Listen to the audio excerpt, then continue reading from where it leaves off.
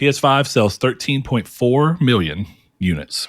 Who wins, Shaggy or a cat and a mouse?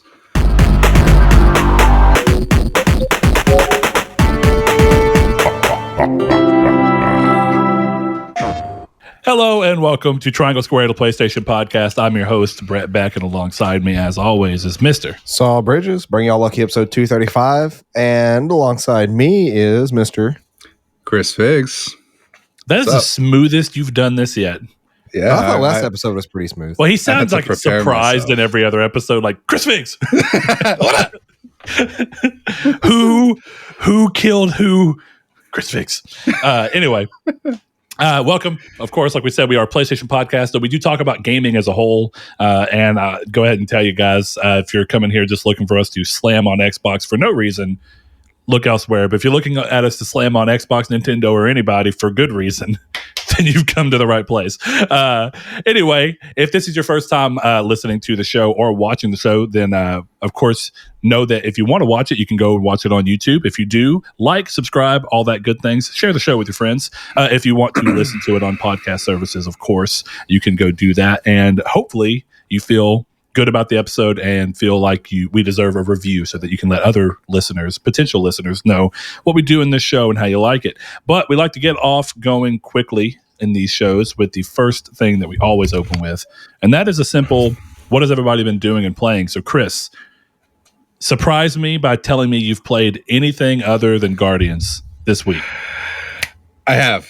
Look I at played you. a bunch of Valorant this week too. So Valorant, is that the game from the same people that make League of Legends? Yeah. Riot? Yep. So Valorant, Guardians of the Galaxy, and then a PC game, which Saul needs to play. I refuse to tell him anything about it, but he needs to just go buy Inscription and play it. I know what it is. I just haven't had time to play it. It's a horror game, go isn't play it. Kind of. Okay. All right, so Chris, I have a question for you. Yes. Why are you so adamant that Saul plays it, but I'm not getting the recommendation at all? Because you haven't played. You've never played Slay the Spire yet. Oh. Interesting. So does it have to do with Slay the Spire? No. I want him to just as blind as humanly possible to go in. But it's really good. It's number 2 on my game of the year list so far. So, well, considering that your game of the year list consists of Death Stranding and Guardians.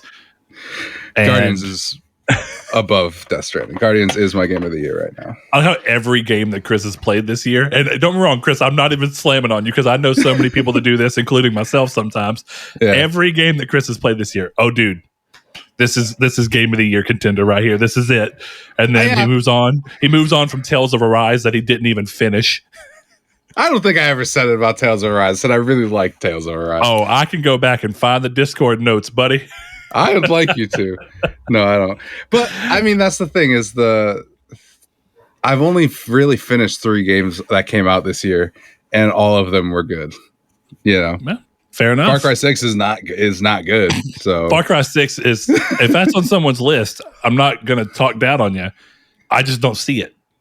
But I'll also throw in the towel that I am not that far in. So if at the 30-hour mark this game suddenly becomes amazing, then that's great. But no, I'm like probably 10 to 12 hours in. And I'm like, I'm good. At the 15-hour mark, yeah. At the 15-hour mark, if it becomes amazing, then also good for the game. Yeah, but that's too long for my blood. Well, El Presidente will email you when you don't go back. Yeah. Saul, what you been playing, man?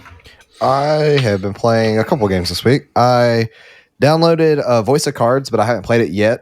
I was waiting to do that tomorrow, actually on Monday, because today is Halloween. So today is going to be, other than like the normal stuff after recording, I'm going to go home. We're going to make cookies and watch the new Halloween movie. Oh, Halloween Kills? Yeah. So what are you watching it on? I think it's available to... It's on Peacock as I think that's part what it is. Yeah, and we have a free month of Peacock. So gotcha. I think that's what we're going to watch it on. Even though I've never used Peacock before, so we'll see how that works. The Office fans across the internet screech. Is that what it's on now? Yeah. But Yeah, so like I plan on doing that tomorrow. I started up Dark Souls 3 again yesterday because I'm actually going to try to chip away at the platinum at that game now. Who knows if I'm actually going to get it, but it's going to take at least 20-ish hours. That's you have to do that with a partner, right? No, I don't think so. Wait, what game? Dark Souls 3. I say it's the ring stuff. I mean, are you restarting from scratch, or are you? Yeah, I was gonna restart from scratch because I guess you can. It just gives me a reason to play through it again, and I'm gonna play it through with the great sword, which is just the standard great sword. Is of course the one that's modeled after Guts' sword from Berserk. Yeah, and I've been reading Berserk a lot this week too. So you're just doing a Berserk run? No, I'm not doing. Like there are people who do that, who name themselves Guts and then make a character that looks like Guts.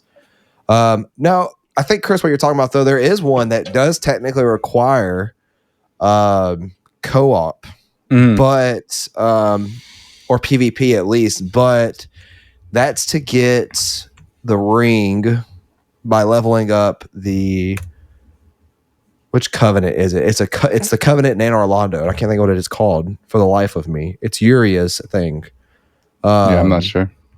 But you can also grind enemies to get that too. Because like the dregs that you have to get like 99 of or 100 of to level up the covenant, you can get from enemies by farming that, which is annoying. You know, I've never thought about it, but are there Dark Moon? I'm dumb. Are there From Software games that follow this normal formula or whatever that do have online specific trophies?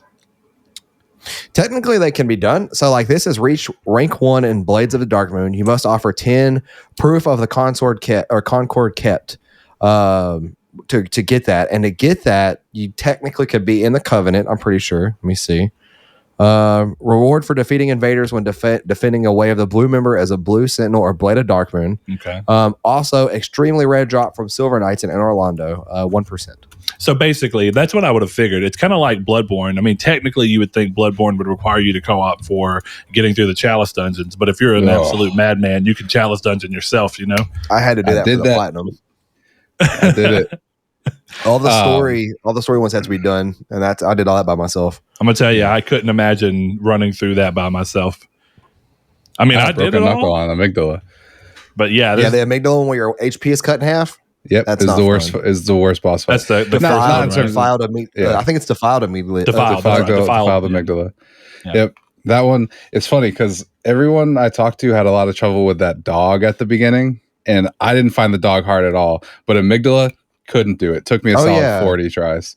The watchdog of something. Yeah, it's like he's on fire or whatever. Yeah. Yeah, I was going to say that I would have played Dark Souls 3 with you because I want an excuse to go back and play for the platinum too. I'm at like 50%. It's those dang rings, man. It's the rings and it's the spells. Like the rings require New Game Plus up in a New Game Plus 3, I think. And then you have Demon Souls over here with like, now you got to pay attention to world currency. World tendency. And world tendency. World tendency, you can actually mess up and have to restart an entire run because of like one death or something. I've heard Demon Souls is actually kind of easy because you can just co-op and have someone drop all the stuff for you and then you just get the trophies. Technically, you could do that in Dark Souls 3. You can go to the Dark Souls 3. You can go to it's a subreddit called Pickle P because of the birds in the Soul series, Pickle P and Pumple Rum. And you can just have them drop everything. They can't drop sorceries and magics, but they can do all the rings for you. Yeah. Wild. So I wouldn't want to do that though, because it's giving me another reason to play through the game and the DLC. And Dark Souls, like I love playing through Dark Souls 3 specifically. I think it has the most replayability of any game in the series because of the amount of like builds that you could do. So like it's been a while since I've done a strength build. My next build is going to be a pyromancer that uses a chaos infused Astora greatsword and pyromancy. So he's going to have like a really big greatsword, but he also could do pyromancies, and it's going to be two completely different styles of play style. Yeah, I think much like Bloodborne as well. I think Dark Souls 3 feels the best out of all of the Dark Souls games. So it's fun to go back and play because it just tactile wise, it feels good to do everything in the game. Whereas replaying Dark Souls 1 or Dark Souls 2, and even to some smaller degree, replaying Demon Souls is a little clunky in comparison to those two. Yeah, but That's what I've been playing this week. I'm starting Voice of Cards up, like I said, tomorrow, which would be today, the day that this goes live. And then I played Phasmophobia and Halo last night. We played that to like 1 a.m. or 1:30ish. I was on Sea of Thieves till 3 a.m. It was not the ideal way to do things, but that season is going to be mine. It's just going to be like, I will say this. Clearly, I guess I'm going into what I'm playing. I've been playing Sea of Thieves all weekend and some throughout the week. I have never cared about a season pass. And somehow, some way, something about the way that Sea of Thieves is worked out, I'm into it. Now, as much as I want to praise Sea of Thieves for that, I will say Donovan and I were looking through the microtransactions, and you are talking about highway robbery out of their mind. I cannot believe they think they're going to pull this off. Chris, if you would have had to imagine, I don't know if you've looked or not, if you had to guess how much one boat, like, you know, all the things, the sails, figurehead, the capstan, all these parts of the boat would cost, boat skin, basically. How much do you think an entire boat would cost skin-wise? $49.99. It's not that bad, thankfully. $19.99. It's $22.99, and then there's the way that they actually show the ship on the thing is with a set of a custom figurehead and a custom sails that aren't part of the bundle. That if you want those, you have to spend a further $8 each. It's $7.99 for each item. So you're spending almost $40 for a single boat skin. I could buy the entirety of Kena, a ton of games for that. And I'm sorry, that's ridiculous. It's the problem I have with games that are free to play, and I think it is an example of, as much as I like that game, people looking and saying the Game Pass of it all is going to make every game want to do that. And it's hard not to kind of agree with that when you look at a game that you can buy. It's not a free to play game, but I guess technically it is because of Game Pass. But dude, that's crazy. You know, because I was having such a good time. I was like, you know what? I'll throw some money at it, right? And I started looking, seeing all these cool outfits. I was like, oh, I'd buy that. And then I look at them like, $10? You're out of your freaking mind. I used worse words than that. But yeah, it is hard to go into games like that. I think that there's games like Warframe Warzone? That I think have some pretty interesting microtransactions that are a little too much money. But also pretty much everything in that game can be earned and built in the game, and that is not true of Sea of Thieves, which is unfortunate. So here we are. I will probably the idea behind the season pass, the drive, is that when I get to 100, there's a really cool outfit that comes with the plunder pass, as well as a bunch of other things, and the plunder pass as a whole is $10. But I'm not paying the $10 until I get to level 100, because if I don't get to level 100, I don't want to spend the money and still not get the outfit. You know what I mean? Yeah, no, I get that. So it is what it is. Big Apex player, so you're not saying anything that has surprised me. I figured not, but I don't have a lot of experience with the $9.99 is cheap for a skin. I'll tell you that. I'm going to tell you to the point where I used to think that Destiny 2's microtransactions were high, and in hindsight, I think Destiny 2's microtransactions actually might be among the most affordable. I think they're relatively average. Yeah, like I don't know Fortnite. Clearly, that's a big one, and I know for a while the big problem with Fortnite was that it was loot box based, and where you had to try to get what you wanted. I know Apex is world based, right, Chris? Apex sells everything at a good price. I don't think that would be considered over. That's why I consider Apex and Destiny to be like middle road. Like you get what you're paying for in a weird regard there. I mean, Apex is loot box based, but you can craft everything, and then there's usually stuff in the store you can buy. No, I mean, like if you're going to buy, like if you're going to skins spend are $20. Yeah, but if you're going to, actually, no, I'm thinking about it. I mean, dude, is it per skin? Like one skin is $20. Yes. Okay, and look, this is going to come back to hold on. To be fair, let's say you pick one character, right? Mm-hmm. Like if I'm going to play as, I don't know. I'm trying to think. Well, I'll tell you, right? Like my main is Octane, and I own every skin that Octane has. Well, how much money is that? If you had to throw a $sign at it, I have spent.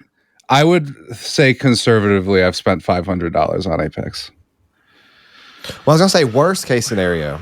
I mean, at best, let's say I've played it for 2 years. let's say I like playing as Revenant, right? Yeah. And which is my main or one of them. And let's say I spend $20 on them 3 times. That's the cost of a normal game. Mm-hmm. And I would say that's pretty fair. Because then at that point I have 3 different interchangeable skins for my main person. And I guess at that point I will say the idea of Apex being 100% free to play, the barrier of entry is low. You just get on, and even definitely on PlayStation, where you don't even have to have PS Plus to play because all free to play games are covered. It is a truly free game. As long as you have the system, you can play that game. Yep. I think the difference there between these two games is that Sea of Thieves is still a full price game. Just because it happens to be part of a monthly service that you still have to pay for in order to play it, and are required to have the online service to play it if you bought it outright. I see no reason as to why the skins need to be that supplemental in cost. Now, technically, if you want to look at that, the game is lesser because, right, the skins for Sea of Thieves, which kind of bummed me out because they don't come with the matching weapons. That's a completely different bundle. But if you just wanted your character to look a specific way with his clothing, $10 for a skin. Mm-hmm. And then the weapon set is roughly $8 on its own as well, where all your weapons can match what you've got. To me, I think that's ridiculous for a game that you are buying and or paying for a service to play. That's too much. I think they're all too much, but I think it's an easier pill to swallow when the whole game is free and it's literally play as much as you want to. Don't worry about it. And if you choose to throw some money in the bucket for something you really like, then we appreciate it. It feels like a different type of market. That to me is the thing, right? Is I could check and get the exact number of hours, but I think I've spent 1,700 hours on Apex Legends in 2 years, and I've spent $500. I spent $60 to spend 5 hours with Far Cry 6. You know what I mean? Like, that's why I don't have a problem being like, oh, okay, there's a cool skin I like. Here's $20. I'm not like I used to have a friend I played Fortnite with who would spend $100 on rip because he was like, oh, the savings are better. I'm like, nah, my guy, you spent $100 today. I spent $20. Sure, I didn't get any extra coins, but I got the skin I wanted. And that to me is just like, hey, like I like supporting Respawn. I don't mind, whatever. Yeah. The only thing that was excessive was when I bought the Octane heirloom. That was $200 something. But that was just like, but I got a bunch of other skins for it, and it was the middle of the pandemic, so the government paid for it, not me. And like your tax money happened. Yeah. So that's how I feel about it. It's just like I like supporting the devs, and I've spent so much time playing it. I find like one of my friends who I play it with all the time will refuse to spend money on it. I'm like, I get it, but you've also spent a solid 1,500 hours with this game. I don't think it's a bad thing to be like, here's your $10 for your battle pass or whatever.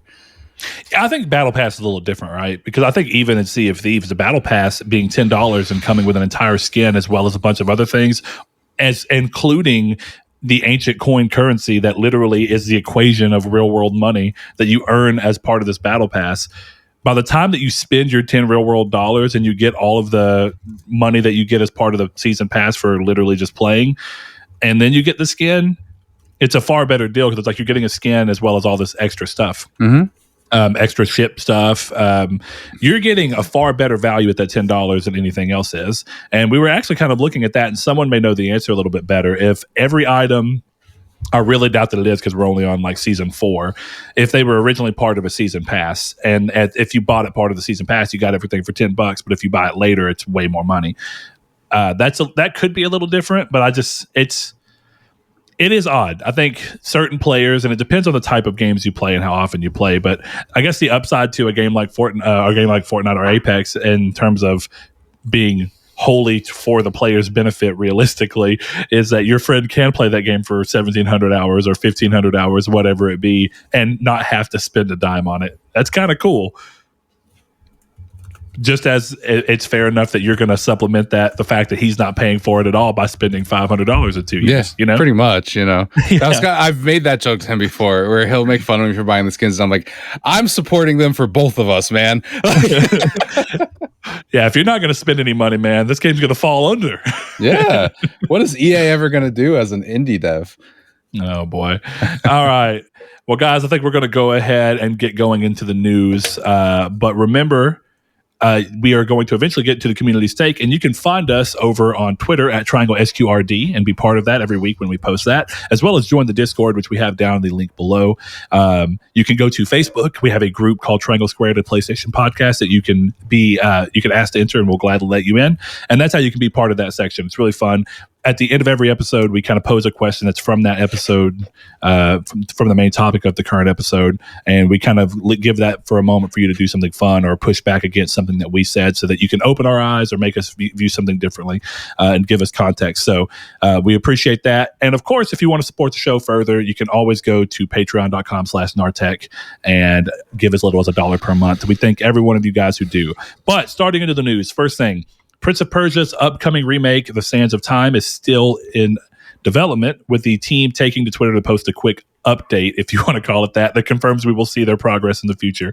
This comes off the back of Ubisoft delaying The Division Heartland as well into the next fiscal year, meaning they won't release until April 2022 at the earliest. If you remember when it first came out, and I'm sure everybody does, that game got smacked down because it just looked a little odd. And I think that there's this expectations that players have from remakes based off of like the Vicarious Vision remakes and Blue Point remakes, and this didn't seem to be hitting that mark.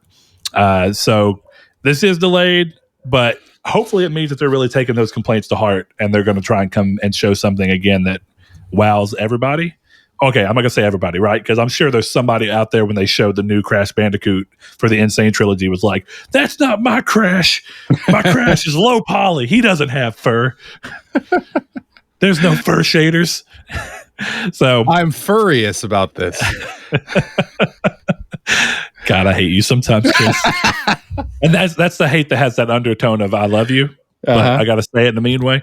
Anyway, next piece of news, Resident Evil Village has shipped 5 million units already, closing in on the impressive 10 million plus units of Resident Evil 7, and at a quicker pace than 7 reached that peak. So very likely that that's going to hit Resident Evil 7's numbers at the very least if it's moving this quick. And also there's some DLC apparently on the way, if we remember from Capcom's probably better off forgotten E3 that they they did.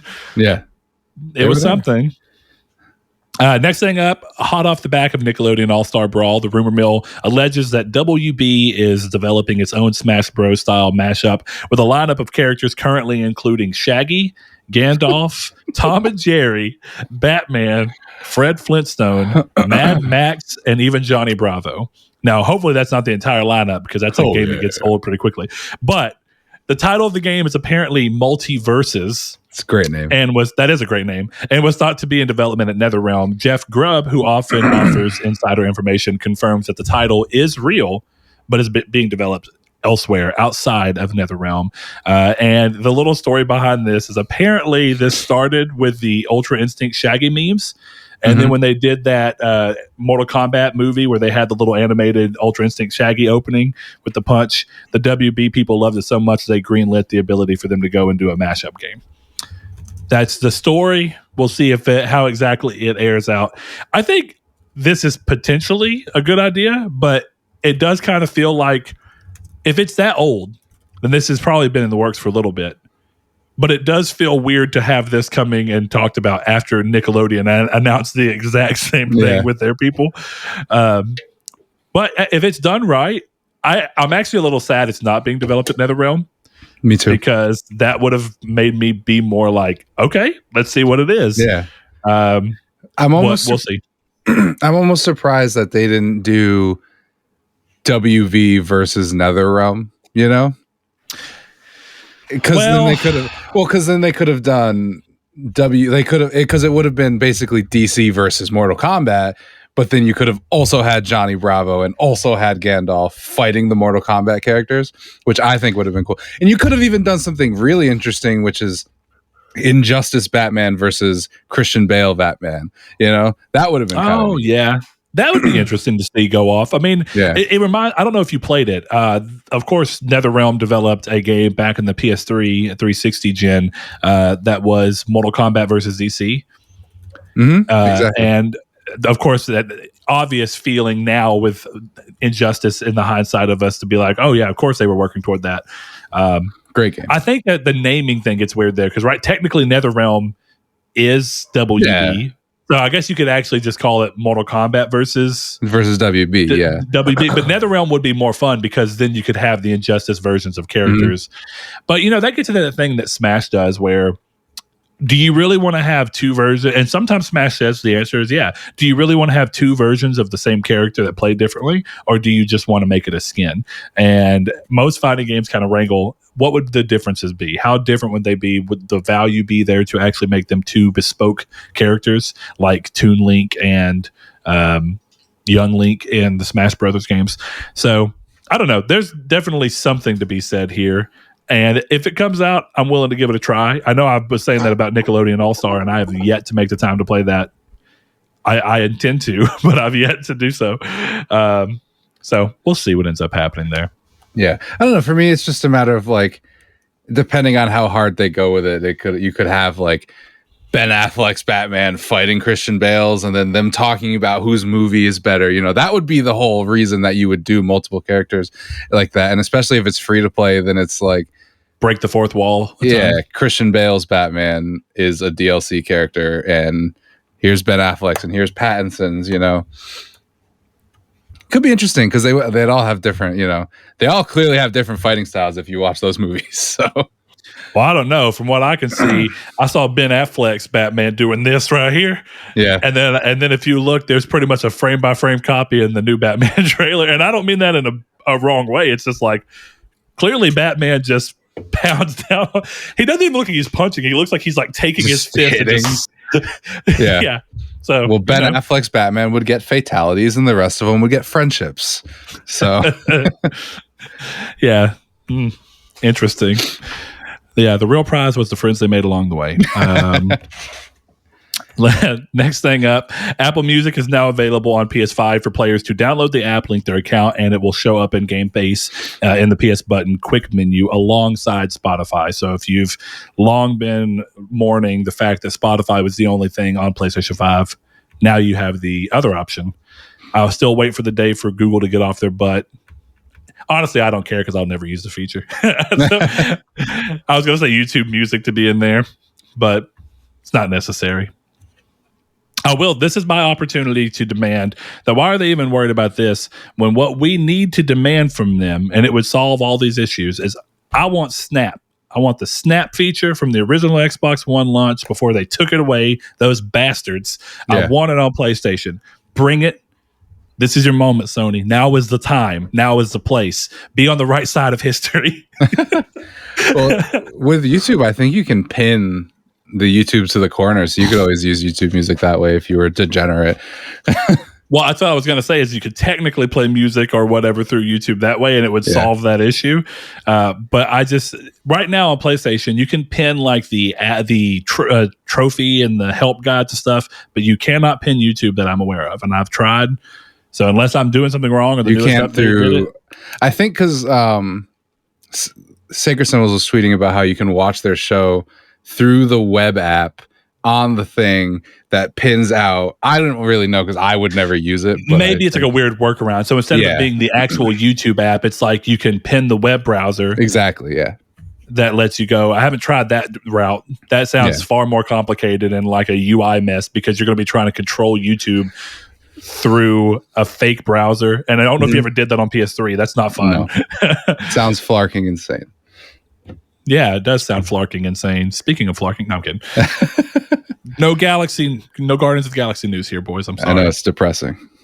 Next thing up, this is a quick one. Sony's financials have provided us an update on how PS5 is performing, with the system having shipped 13.4 million units as of September 30th. I am still always wondering if they could actually manufacture more.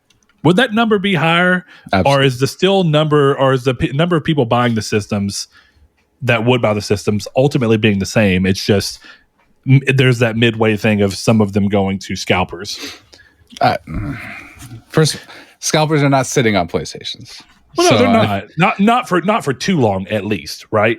Right. Like, they're going to sit on them to try and make a profit, but they're not going to. People who think that there's like people who've owned PS5s in a warehouse for 6 months waiting for them to sell at an exact price, that's not happening. Yeah, sometimes I get on Twitter and I feel like me, you, Saul, are the only people in the world who got PlayStation 5s, and scalpers have the rest of them. That's what they feel like they talk about, which, to be fair, there was a lot of stuff going on there. Saul didn't have to really try to get a PlayStation. Well, yeah, I just more mean that it seems like people just don't even think no one has them. Which, this piece of news, can we stop talking mess about Sony now? This is more shipped than PS4s at this point. So they're doing a good job. So we can stop whining about it, right? Like, this is clear. There's clearly no issue here. It's in the middle of a supply constraint time, in the middle of a pandemic. They've shipped 14 million units, more than the PlayStation 4. Yeah. And people, I can't get one. Well, dude, more have sold in a single, not even a year. Yeah, than the PS4 did. And the PS4 was an ample supply. Exactly. It's a popular product, and guess what? Sometimes you can't get popular things. It's not like Sony is doing a bad job producing these. I'm kind of tired of that narrative. Yeah, I think the problem is because of the chip shortage and the demand and all these different things kind of going together.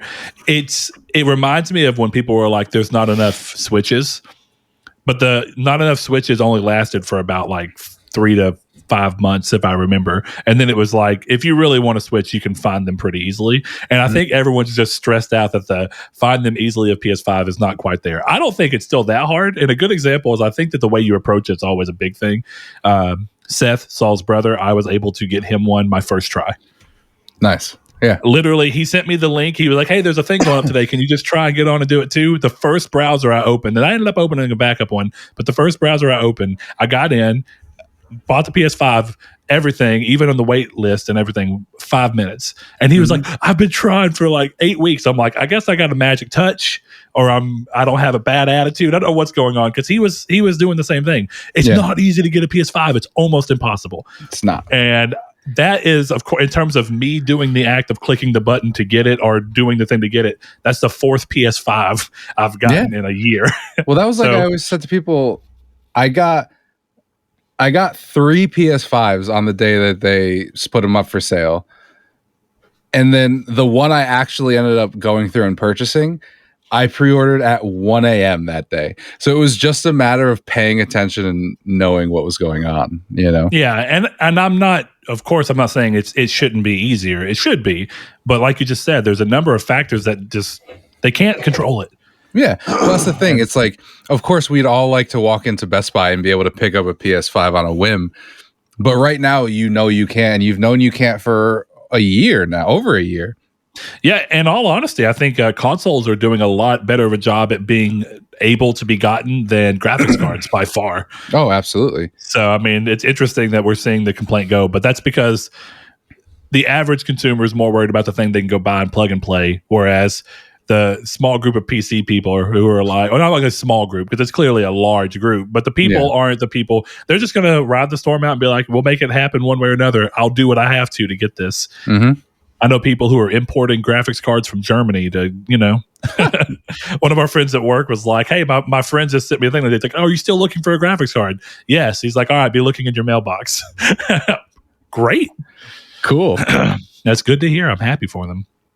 All right, let's see. Next thing up, the leaks were right, and the PS Plus games for November are Kingdoms of Amalur Re-Reckoning, First Class Trouble, which we'll talk about a little bit more in a minute, and Knockout City. The extra PSVR titles, as well as part of the anniversary for PSVR, are The Persistence, The Walking Dead, Saints and Sinners, which, if I remember right, Chris said he loved.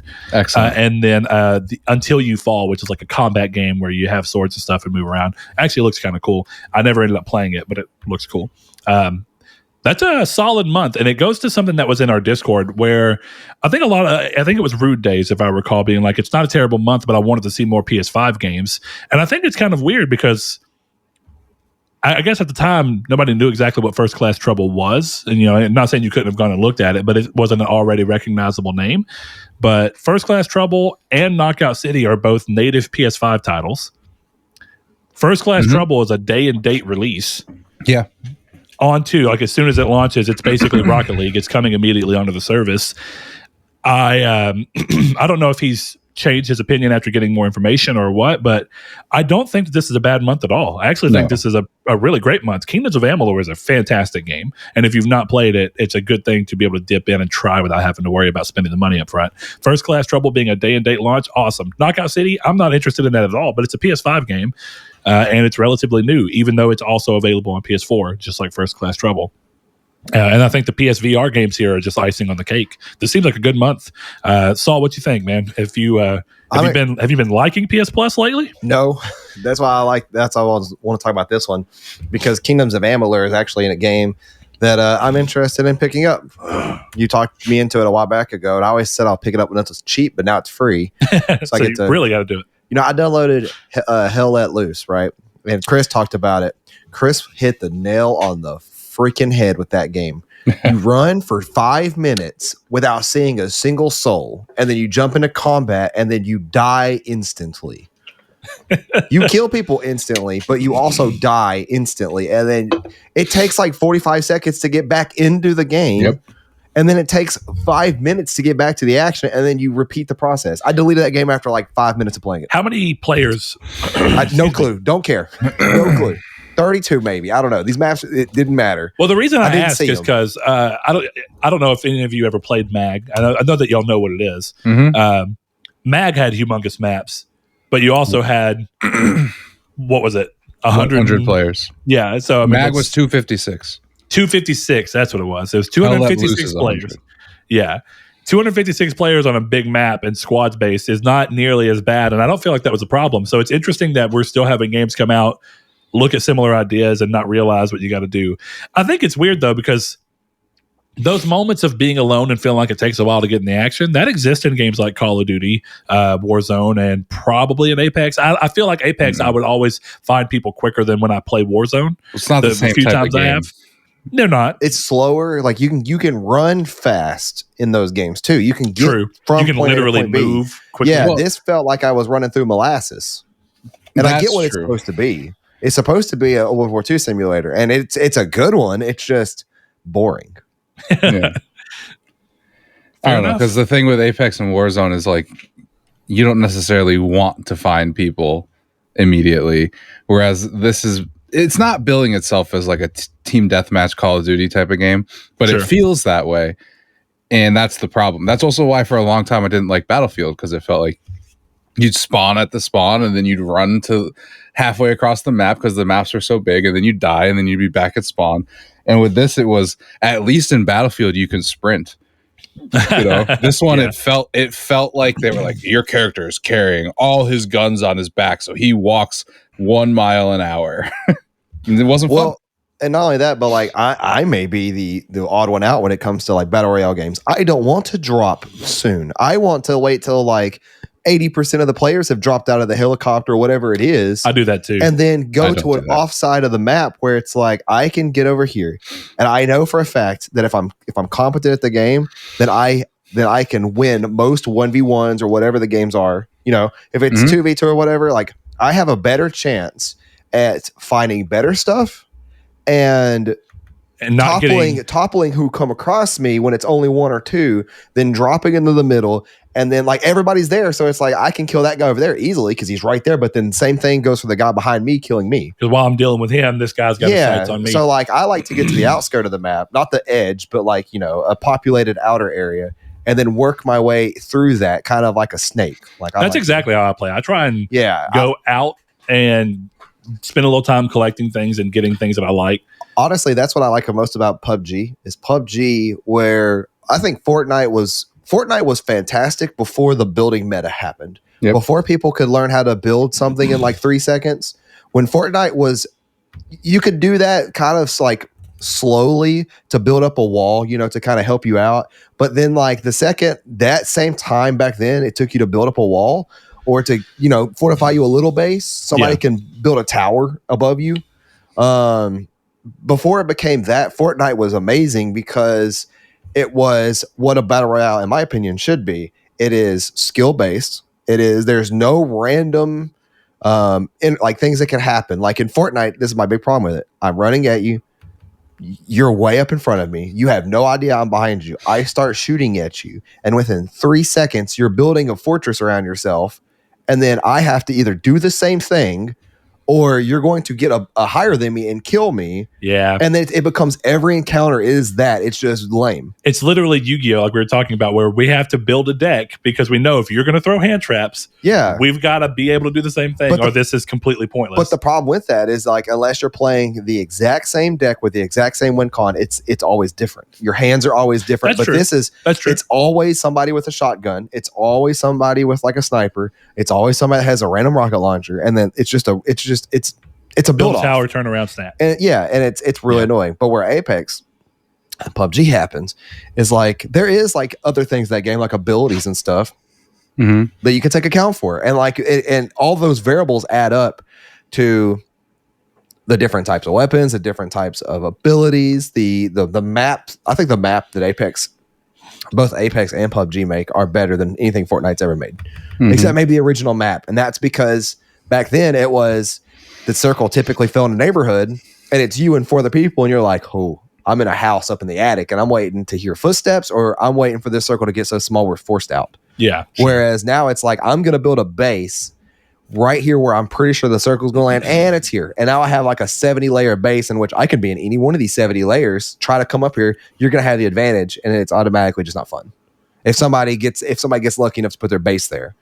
Where Apex, you don't get that. It's where the circle falls is you better make it there. Fortnite is the only battle royale game that's gotten any kind of real legs under it that I've not played at all. I don't even know how the game plays. I've Fortnite. Watched someone loosely play it. I've said this before. If they took the building mechanic out of Fortnite, I would play it. I haven't played PUBG. I lie. See, I didn't play PUBG. Fortnite is the most skill-based game out of any of the ones we're talking about. So it is. That like I don't know. Like I think Apex is the hardest in terms of players and in terms of like gunplay, but Fortnite is easily the most skill based. Fortnite sucks because of the building. I will never play it again. That's the problem. Is like in most, and this is just me, but like in most first person shooters, skill based means a lot of things. It means getting good with a particular gun. It means getting good at knowing the map. But it seems like in Fortnite, it boils down to just 2: getting good with weapons and then getting good at building. Yeah, but getting good at building is harder than any of the other skills in any of the other That's the problem, though. That's the problem. I don't want to spend that much time learning how to do that. I'd rather spend my time learning how to master 6 different things. Yeah, I figured. I'm not watching a ton of Fortnite, but like when we were at PSX and they were doing one of the Fortnite tournaments there, I was watching this dude just literally look like what you're talking about, I assume, where it looked he was building like a 5 foot by 5 foot tower around him in what felt like 2 seconds. Yeah. And I remember thinking, looking at someone doing it, it looks like it's super easy. But I thought it can't be that easy. Otherwise, everyone would be amazing at this game. So I figured it has to be something where even though, and that happens in games, right, where visually a mechanic doesn't look as challenging as it actually is to pull off. But interesting to see in general. I don't know. I think PS Plus has been pretty solid since PS5 has launched. I'm not going to say there hasn't been months where I've been more or less disinterested. I think last month is actually, or the month with Hell Let Loose, whatever it was, is one of the least interesting months to me, but I think this one's pretty good, and I think I will play First Class Trouble as a free trial, a free game. It looks really interesting. We'll talk a little bit more about it. Is that the Clue Among Us game? Kind of, yeah. Yeah. So we'll go ahead and go to the next news right now, though. Months out from release, Returnal is finally seeing its big 2.0 update. The update brings photo mode to the title, for those of you who like your virtual photography, as well as the long-requested feature to be able to suspend your current cycle so that you can turn the system off, update the system, play another game, all of those things without losing progress on your current run. And I think that this is a great move. There's actually a pretty strong chance that I'll go back to Returnal now. I just got to that point where I didn't like having to lock myself down, because normally I think that those types of games, right, I guess if you want to call it my brain is failing. Roguelike? A roguelike, yeah. I love roguelikes, but I think it's because normally roguelikes can be played in short bursts. You can either win or fail, and then you go on and you're like, oh, I'm going to go play another game. But in the same amount of time it takes me to do like 3 really great runs in Hades, I might be on the same run in Returnal, and that just feels like I don't want to leave behind my progress, but I'm kind of done playing this right now because I want to go play something with a friend, or I want to go do this, and I don't want to sit there and worry about the times where my PS5 decides to update itself in the middle of me not even using it. You know how pissed I would be if I was playing Returnal, got to the end boss, was about to win, put my system in rest mode, and then the next day I woke up and it turns out my PlayStation either power went out and had to turn off or flickered. The PlayStation updated itself overnight in its sleep. I would be furious. So I think this is a great thing. Chris, how you feel about this? I know that you were very much Returnal is a fantastic game, and I hate it. Yeah, if I remember your wording. I have absolutely no interest in ever playing that game again. I don't know. I think they should have stuck to their guns. I know that it, like, this is probably better for the player base, but I don't know. It feels weird to like defend your decision not to have this in there and then fix it, because I know in Slay the Spire there are ways to circumvent the roguelike of it, and I've done it. And I think it takes away from it a little bit. Not that it's a single player game, do what you want, but I liked Returnal was not for me, but I liked the fact that it was very like, if you fail here, you got to restart, and that's my problem with the save state stuff is like, yeah, it's a single player game or whatever, but I think it takes away from the feeling of the game. So let me say this. The save state does not mean that if you suspend your cycle, come back, die, that you start back where you suspended. When you die, you still go back to the very front. I know that. I know that. But I get your point too, that in the sense of your greater point of why defend the decision and then go back and change it. If they would have stuck to their guns, it's fine. I just wouldn't know. I was unlikely to go back and finish it because it's just too hard for me to try and dedicate that amount of time. But I know what you mean, but I know, like, I don't know. I know that in Slay the Spire, if I feel like I'm losing a run, I can dashboard and start that battle over again. That's what I'm talking about. So to me, it's the same thing here. It's like, I understood why you didn't want it, and I think that was a good decision for a roguelike. I think the problem with Returnal is they made the wrong game, because a roguelike should not last 3 hours. Yeah. Well, and I think that's one of the things, but there's also, I may be wrong, but at least I know that there's not a large amount of them. There are not a large amount, and this might even be among the first of 3D roguelikes, where they're actually fully three-dimensional, moving behind you and around you. Yeah, not that I know of. That actually tie into that. Because, I mean, you could say that there's elements of that in Deathloop, but that's not what Deathloop is. Deathloop is the right kind of game for what its mechanics back. Yeah. Because it's focused on being single player and not pulling you through. I think the difference, like you say here, is that roguelikes don't normally last that long. I think kind of what makes roguelikes really fun is this idea of like, if you really exceed and you know what you're doing, you can beat the game roughly on any roguelike in about an hour. An hour run will normally get you all the way through. And you can normally shave it way down if you're even better. Exactly. But that's when you get to the point where you finally mastered it enough to complete your first run, it's going to take you about an hour, maybe 45 minutes in most of them. And it feels weird to be like, I haven't even messed up yet. I'm still alive and I'm 3 hours in. And I'm not saying that you haven't mastered it, but it just feels like for the average player, no matter what, you're going to be doing 2 to 3 hour runs. And I guess the difference too is that while you're trying to learn it, to master it, to get it to where you can finish the whole game in a single run in 3 hours, you're having to play for multiple hour runs as you learn the shortcuts and all these mechanics. Whereas a game like Hades, maybe I play for an hour on my first run and don't even get close to the end, but the next run I'm shaving probably 5 minutes off because I've learned a lot from that single run. Right. And you iterate a lot quicker.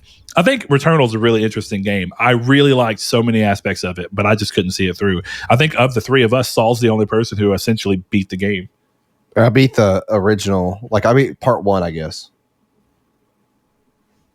I think there's like 2 parts in that game, and like it's. Oh, I think you might be right. You beat, I think like, I've the final talked to someone boss, else. and then like you beat the final boss, and then it's not the final boss.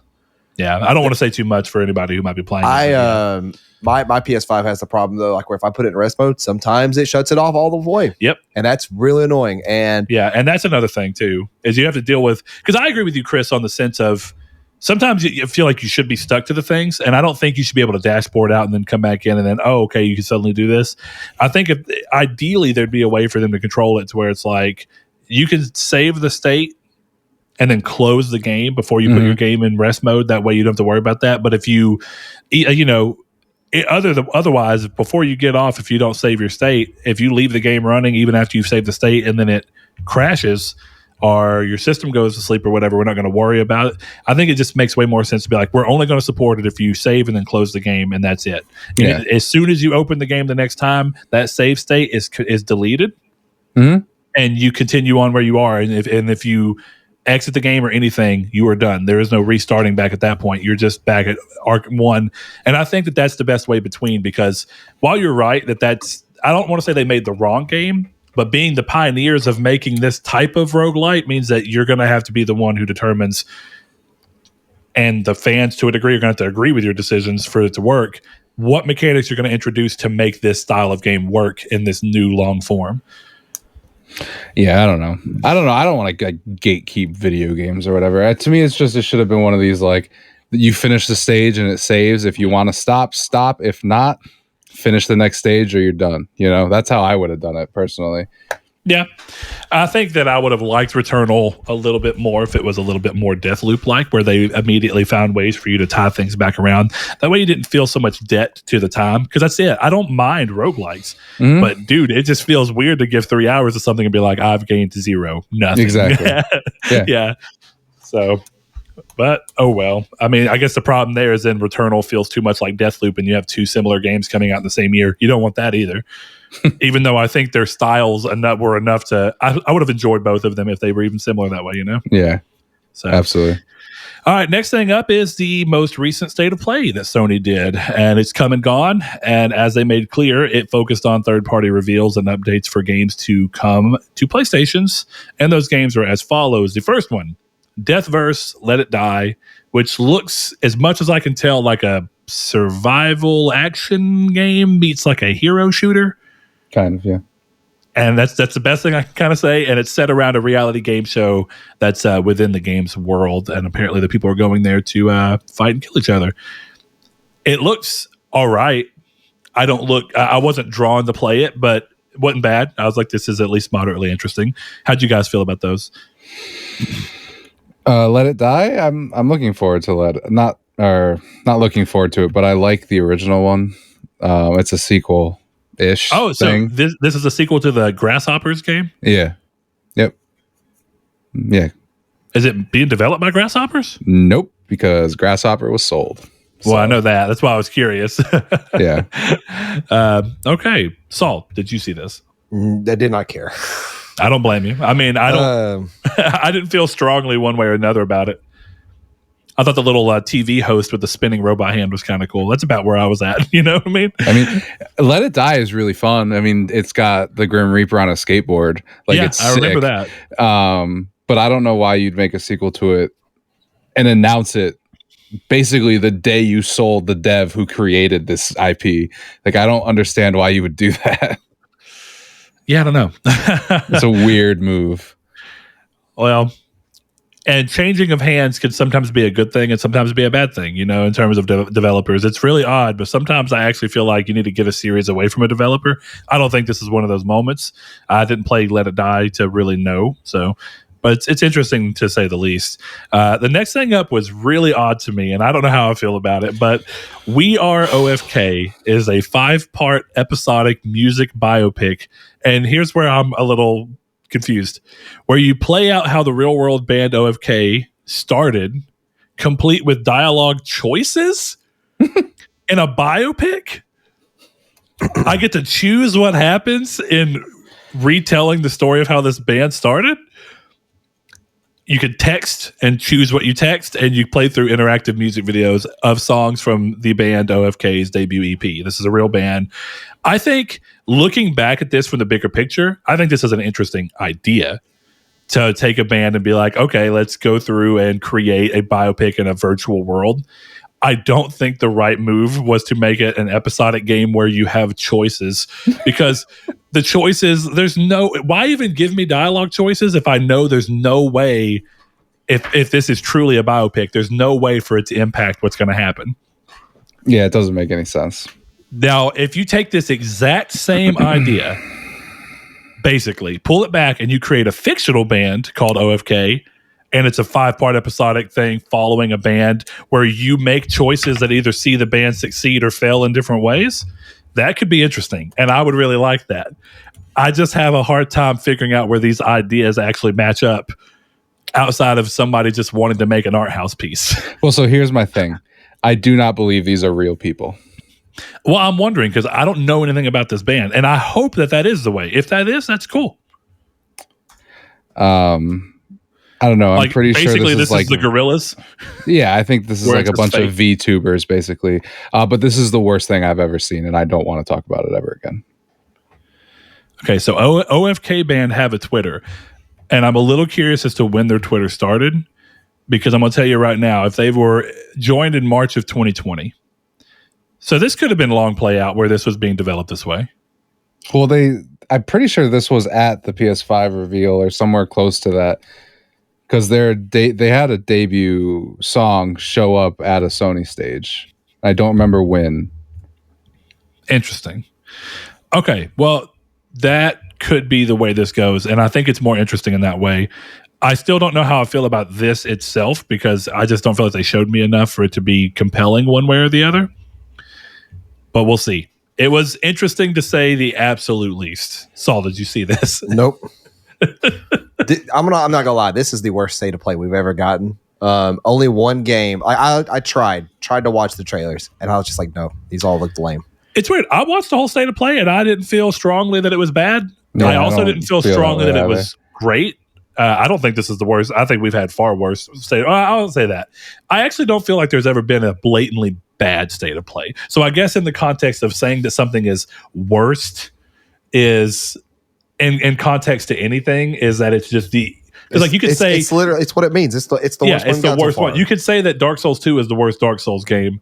But if Dark Souls 2 is still a great game, then it doesn't matter. I'm not saying that's what's going on here, but more of the point of I have yet to watch a state of play where I've just literally been like, no, I thought this state of play was bad. I'll just say it that way. Interesting. There was only one good game out of this entire state of play that looked interesting, and the rest of this looks like hot garbage. All right. Well, the next game up, I'm gonna go ahead and strongly disagree with you on because Bugsnax, the Isle of Big Snacks, looks amazing. Yeah, it does. More interestingly to me is, so I guess I'll go and say it's a huge free update for Bugsnax coming next year that adds a new island to the game, the ability to customize a new living area that you have for your character, which was not something you could do in the original game. Your character just floating around, never had a house, and you have the ability to customize your favorite Bugsnax with accessories.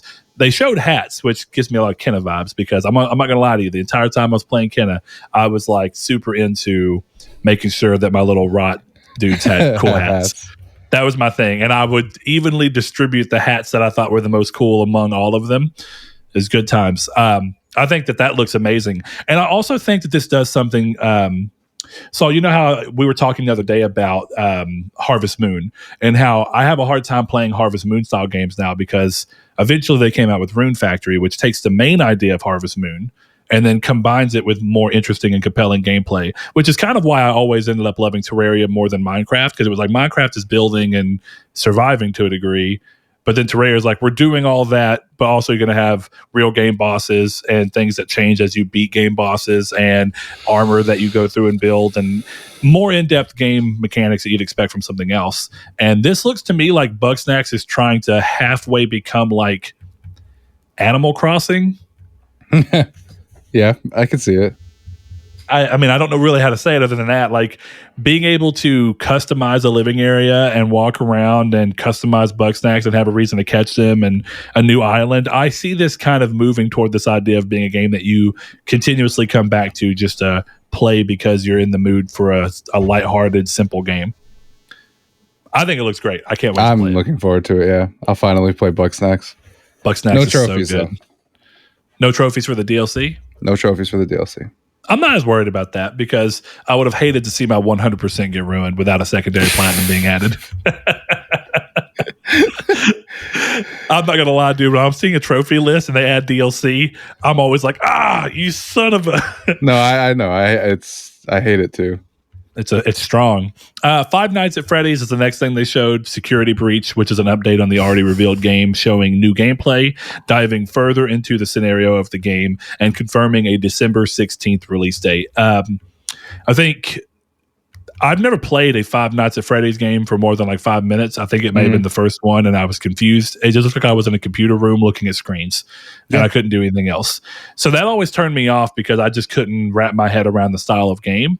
This one looks far more like Outlast meets Five Nights at Freddy's, where you walk around, and I still don't, I'm not saying like I'm really pulled to it, but this is the most interested, kind of going back to what we're talking about. Doesn't mean I'm strongly interested, but it's the most interested I've ever been in a Five Nights at Freddy's game. I thought this looked pretty cool. It didn't look like something I would buy, but when it's on PS Plus, I'll definitely download it and play it.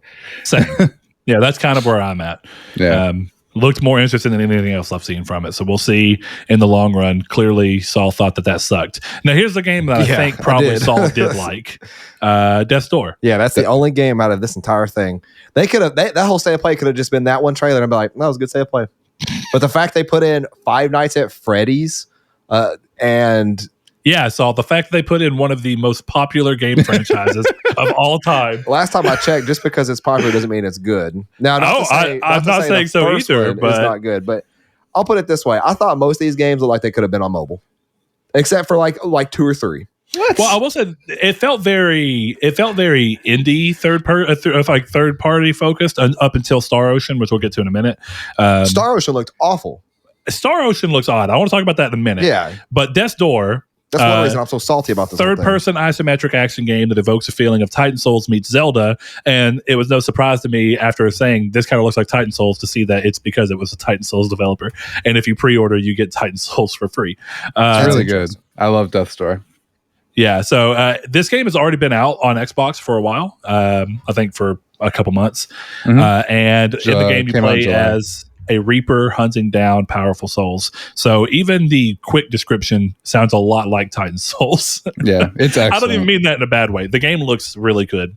And I also, one of the things I love a lot about that Titan Souls, and even this, is that they have these things where you get the look, and I think some people have started to equate to some degree, definitely because of Hades' popularity, a third-person isometric camera with, this is an indie game and third-person isometric, it must be a roguelike. I'm glad that it's not. I really like these types of games where they hunker down and say, I just want to make a good game. Like, I'm hoping Solar Ash is really good. And of course, Hyper Light Drifter was amazing. And it did the same thing where it kind of pulls from these Zelda style games. So that's cool. There's another game that I don't think has been announced for PlayStation yet that gives me these same vibes of like looking at the Zelda formula and shaking it up. I think it's called Runic or something like that. Tunic, maybe. Game. It's called Tunic, and it's a fox, and it even looks like Zelda to the degree that it looks like he's holding like a master sword and shield, and he's a fox. Oh, that's cute, and it looks really good. And they showed it so far as back in 2018, and I don't know that it's released on anything other than PC, if it's released at all. Let's see. Initial release date 2021 is planned to release on Windows, Mac OS, and Xbox One as a console launch exclusive. Still not out yet, but it looks really good. I like that style of game. I'm glad to see them coming back in a pretty strong way with this. So I think Death's Door looks awesome. And I know that one of our patrons and longtime listeners and friends, Rude Cold, had mentioned that he absolutely loved that game. And Chris, I know you've been singing its praises as well. Yeah, it's incredible stuff. Is that one of those, this was the reason to turn on an Xbox moments for you?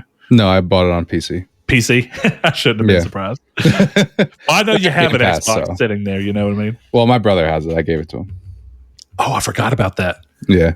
I forgot about that. He's trying to get a Series X and not making an effort, so I still haven't gotten my Xbox back. All right, next thing up, Kart Rider Drift. Free-to-play chibi kart racing that's reminiscent of Mod Nation Racers. Little less stylistic flair, in my opinion. It looks a little more generic, but it's also free to play. Yeah. So sounds a lot like the other game that everybody hyped up and it failed. What was that game called again? I can't remember the name of it. I don't even know what you're talking about. No idea. Everything I need to know. Was it a kart racer? No, it's not a kart racer. It's the other game that was like the next big esports title, and then it went free to play. It was free for PlayStation Plus. Was it? No, not Splitgate. I don't know what you're talking about. Sorry. Hold on, the game went. You still can't remember it, and you know what I'm talking about. Destruction All Stars. Yeah, Destruction All Stars. Oh, that game also looked generic. It didn't go free to play. But Is it not? I thought it did. It went to $20. No. I thought that game went free to play. It's $20 on PS Plus. On PS Plus. That's even worse. It was a PS Plus day one game where if you bought it, it was $70, and then 2 weeks after it came out, or even a week, I think, they adjusted the price down to $19.99 while it was still on the PS Plus. It was a $50 price drop in 2 weeks. That game should have never been a $70 game in the first place. I'm gonna be honest. This kart racing game would look really cool if it had some style to it. It has none. It looks like, actually, I guarantee you, I'm not gonna go do it. But there's a toy that Kyrie plays with in the shower. It's or the bathtub. It's a little what is that? Little Tykes or whatever toy. It's got a magnet head, and it looks just like the little blue head dude from this trailer. To the point where I was like, this feels like I'm looking at generic dollar store toys going around a track, which the thing is that you can do that in a way that actually works and is cool, right? You can be like, oh, the whole stick of this is to look like we're toys going around. I think like the Hot Wheels game looks amazing, and it's leaning into the fact that it looks like plastic cars racing on a track, but they did it with style. This looks but at the end of the day, I'm be honest, a great kart, a kart racing game feels good. And if this feels good, I really don't care what it looks like. Because I'll tell you a kart racing game that doesn't feel good, and I still suffered through the platinum because it wasn't the worst. But Chris, you may remember the name of the game. It's I actually can't remember what it's called. Are you talking about the elderly kart game? Yes. What is it called? I know what you're talking about. I don't know. Coffin Dodgers. And as we're talking about easy platinums, that's one of them. It is one of them. Which we're going to get to easy platinums in a little bit. But I did get it. It's not the worst game in the world. But, when you play something like a Mod Nation or a Little Big Planet karting, you're like, ugh, this feels like trash in comparison to everything else. I'm odd man out because I think Mario Kart plays terribly, and I hate it. I don't like kart racers. But did anyone think this was like a Capcom thing for a minute? I thought it was... I thought it looked like generic Mega Man. Mega Man, yes. It was Mega Man, and then there was that character next to him, and I'm like, I'm not 100% sure who this is. Is that Ganon? Like, I don't... But, yeah, I thought it was a Capcom game, and then it was... The whole time I thought that are these licensed costumes? And then I'm pretty sure they showed a Freddy... Mm-hmm. Not a Freddy, a Jason costume in the trailer. And if it wasn't, then it was definitely trying to be. Oh, yeah. I was confused the whole way through to the end. And then it said free to play, so I was like, okay. Makes sense. I will say this was the one moment in this where I was like, it could be good, but I'm confused and this doesn't look great. This was the least interested I was in this entire thing. I agree. Followed very closely by King of Fighters because I'm not that big into fighting games. King of Fighters 15, it looked visually very pleasing. The next entry in the long-running fighting series from SNK debuted new fighters and a round of open beta tests for the game throughout November ahead of the game's February 2022 release that the game, or the trailer rather, confirmed February 17th. Like I said, looked visually pleasing. That was about it. I didn't really have much else to say because I'm not big on fighting games, so I don't want to really have a big opinion on it. I won't. I like fighting games. I won't play this one. Well, there you go.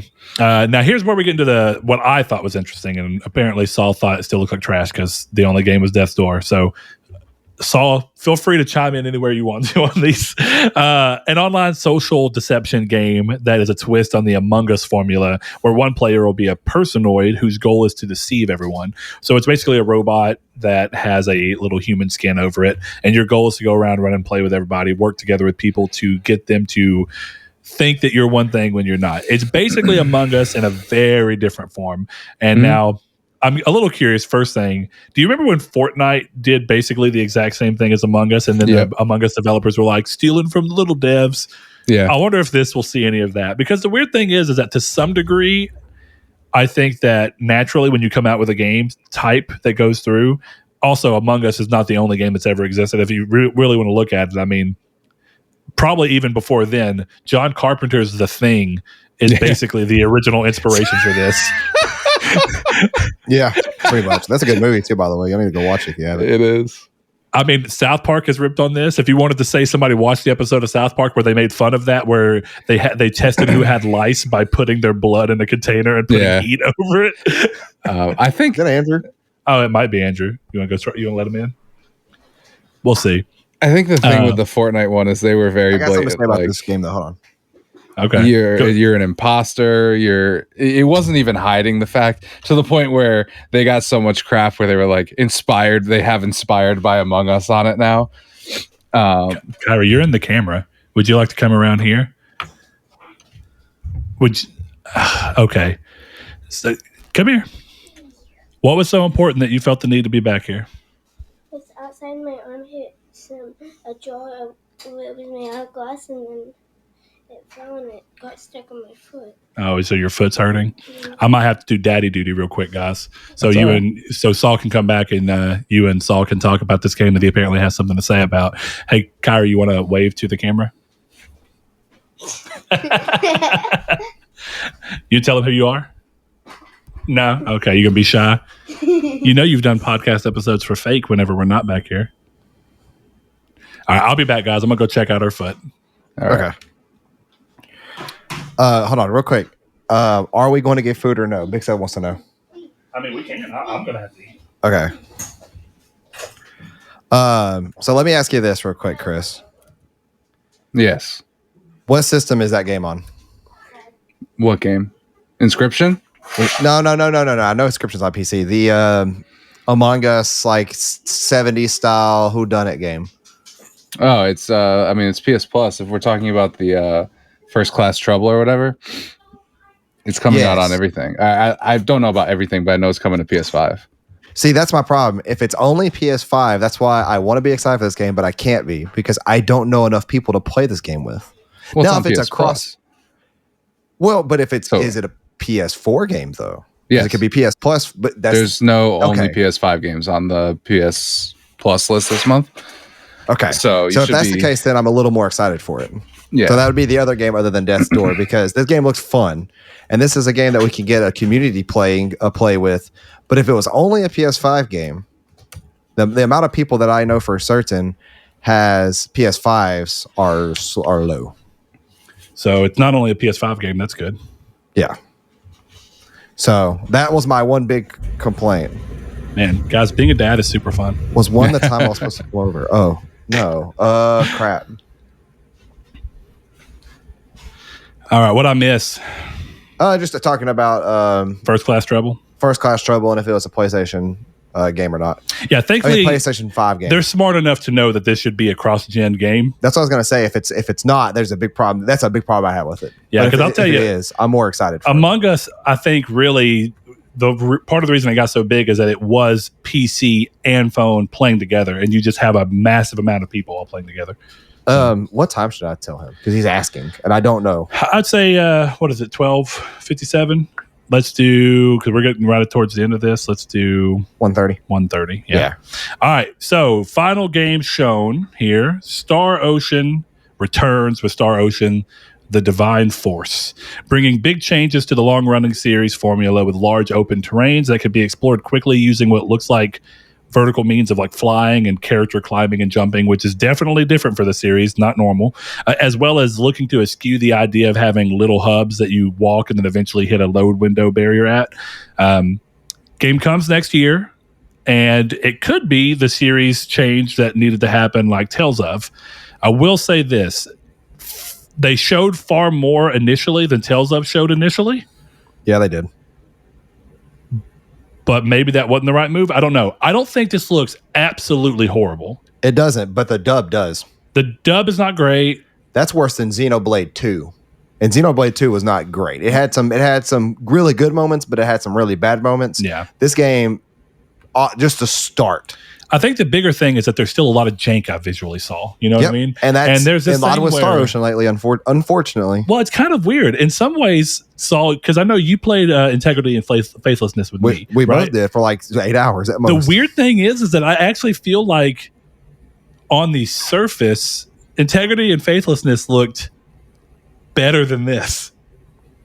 Graphically speaking, actually, and like character animation speaking. So I don't know if this is a thing of showing this game with an older, rougher build, or if it's because of the fact that Tri-Ace, and this is where I was going with earlier when I said that sometimes maybe it's a good idea to get new blood into a series, because I think one of the things that happened with Tales of is that you rotate developers around, and the developers go, we want to do something new and bigger, and they go, okay, you come in, side team, and do this, and see what you can do. I think Call of Duty has always benefited from the fact that they have different ideas occasionally bumping up and going, hey, we want to try this. And I think that Star Ocean might be one of those series where Tri-Ace might need to step away from it, let someone else do a game in the series and see what someone else could do with the idea. Because the thing about Star Ocean that I'm genuinely curious about is what part of the fan base would actually be upset if Tri-Ace didn't develop it. It's not that big of a known game.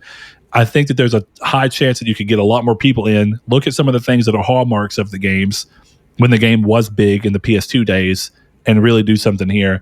But that's kind of not where we've been since PS4. I mean, the series is just kind of stagnated, and I haven't wanted to play it, whereas Star Ocean 1, 2, and 3 are amazing. So that's kind of where I'm at. Chris, have you ever played any of the Star Ocean games? I have not, no. Sadly, I wouldn't advise playing the one that's the most easily accessible to you. The Last Hope, or Lost Hope, whatever it's called, I can't remember. The fourth one that was on 360 originally. It's not bad. It's different. I mean, different for as much as you want to say. But the great ones are like Star Ocean Till the End of Time. That's a fantastic game. Yeah, but Star Ocean it's very old. is really good. So, which is funny because here's my theory with this, right? I think there was jank back then, but it was overlooked because of the PS2 era, right? Yeah, and I sure. think now that jank is just, it's the same jank. It's just carried forward, and it's like, man. Well, that's why Tales started feeling so bad. Is it got to this point where it was the same jank as PS2 into PS3, and you could kind of forgive it because it was still unique in a way. See, but I don't ever remember like Tales of Symphonia. I don't remember there being jank. I don't remember Tales of Heart R. I don't remember being jank. Well, you just said the same thing, right? The jank was there, you just didn't realize it. Well, see, I can remember there being jank in PS2 Star Ocean, though. I don't know. I thought PS2 Star Ocean is a fantastic game. No, they are, but they're certainly most old of the JRPGs are full of jank, and that's just. But then again, you think about old games in general from there. I mean, Devil May Cry is a terrible game from a control standpoint. That game sucks to control. Yep, and camera. It's super janky. God of War 1 is janky in a lot of ways, but it's still it's a game that was great at the time. But it's just kind of game design has overall, I think, gotten less janky, and so when you see it, it feels more notable, right? Because I will say, Chris, we're talking about playing Guardians of the Galaxy, because I did play some Guardians of the Galaxy like I talked about. Yeah.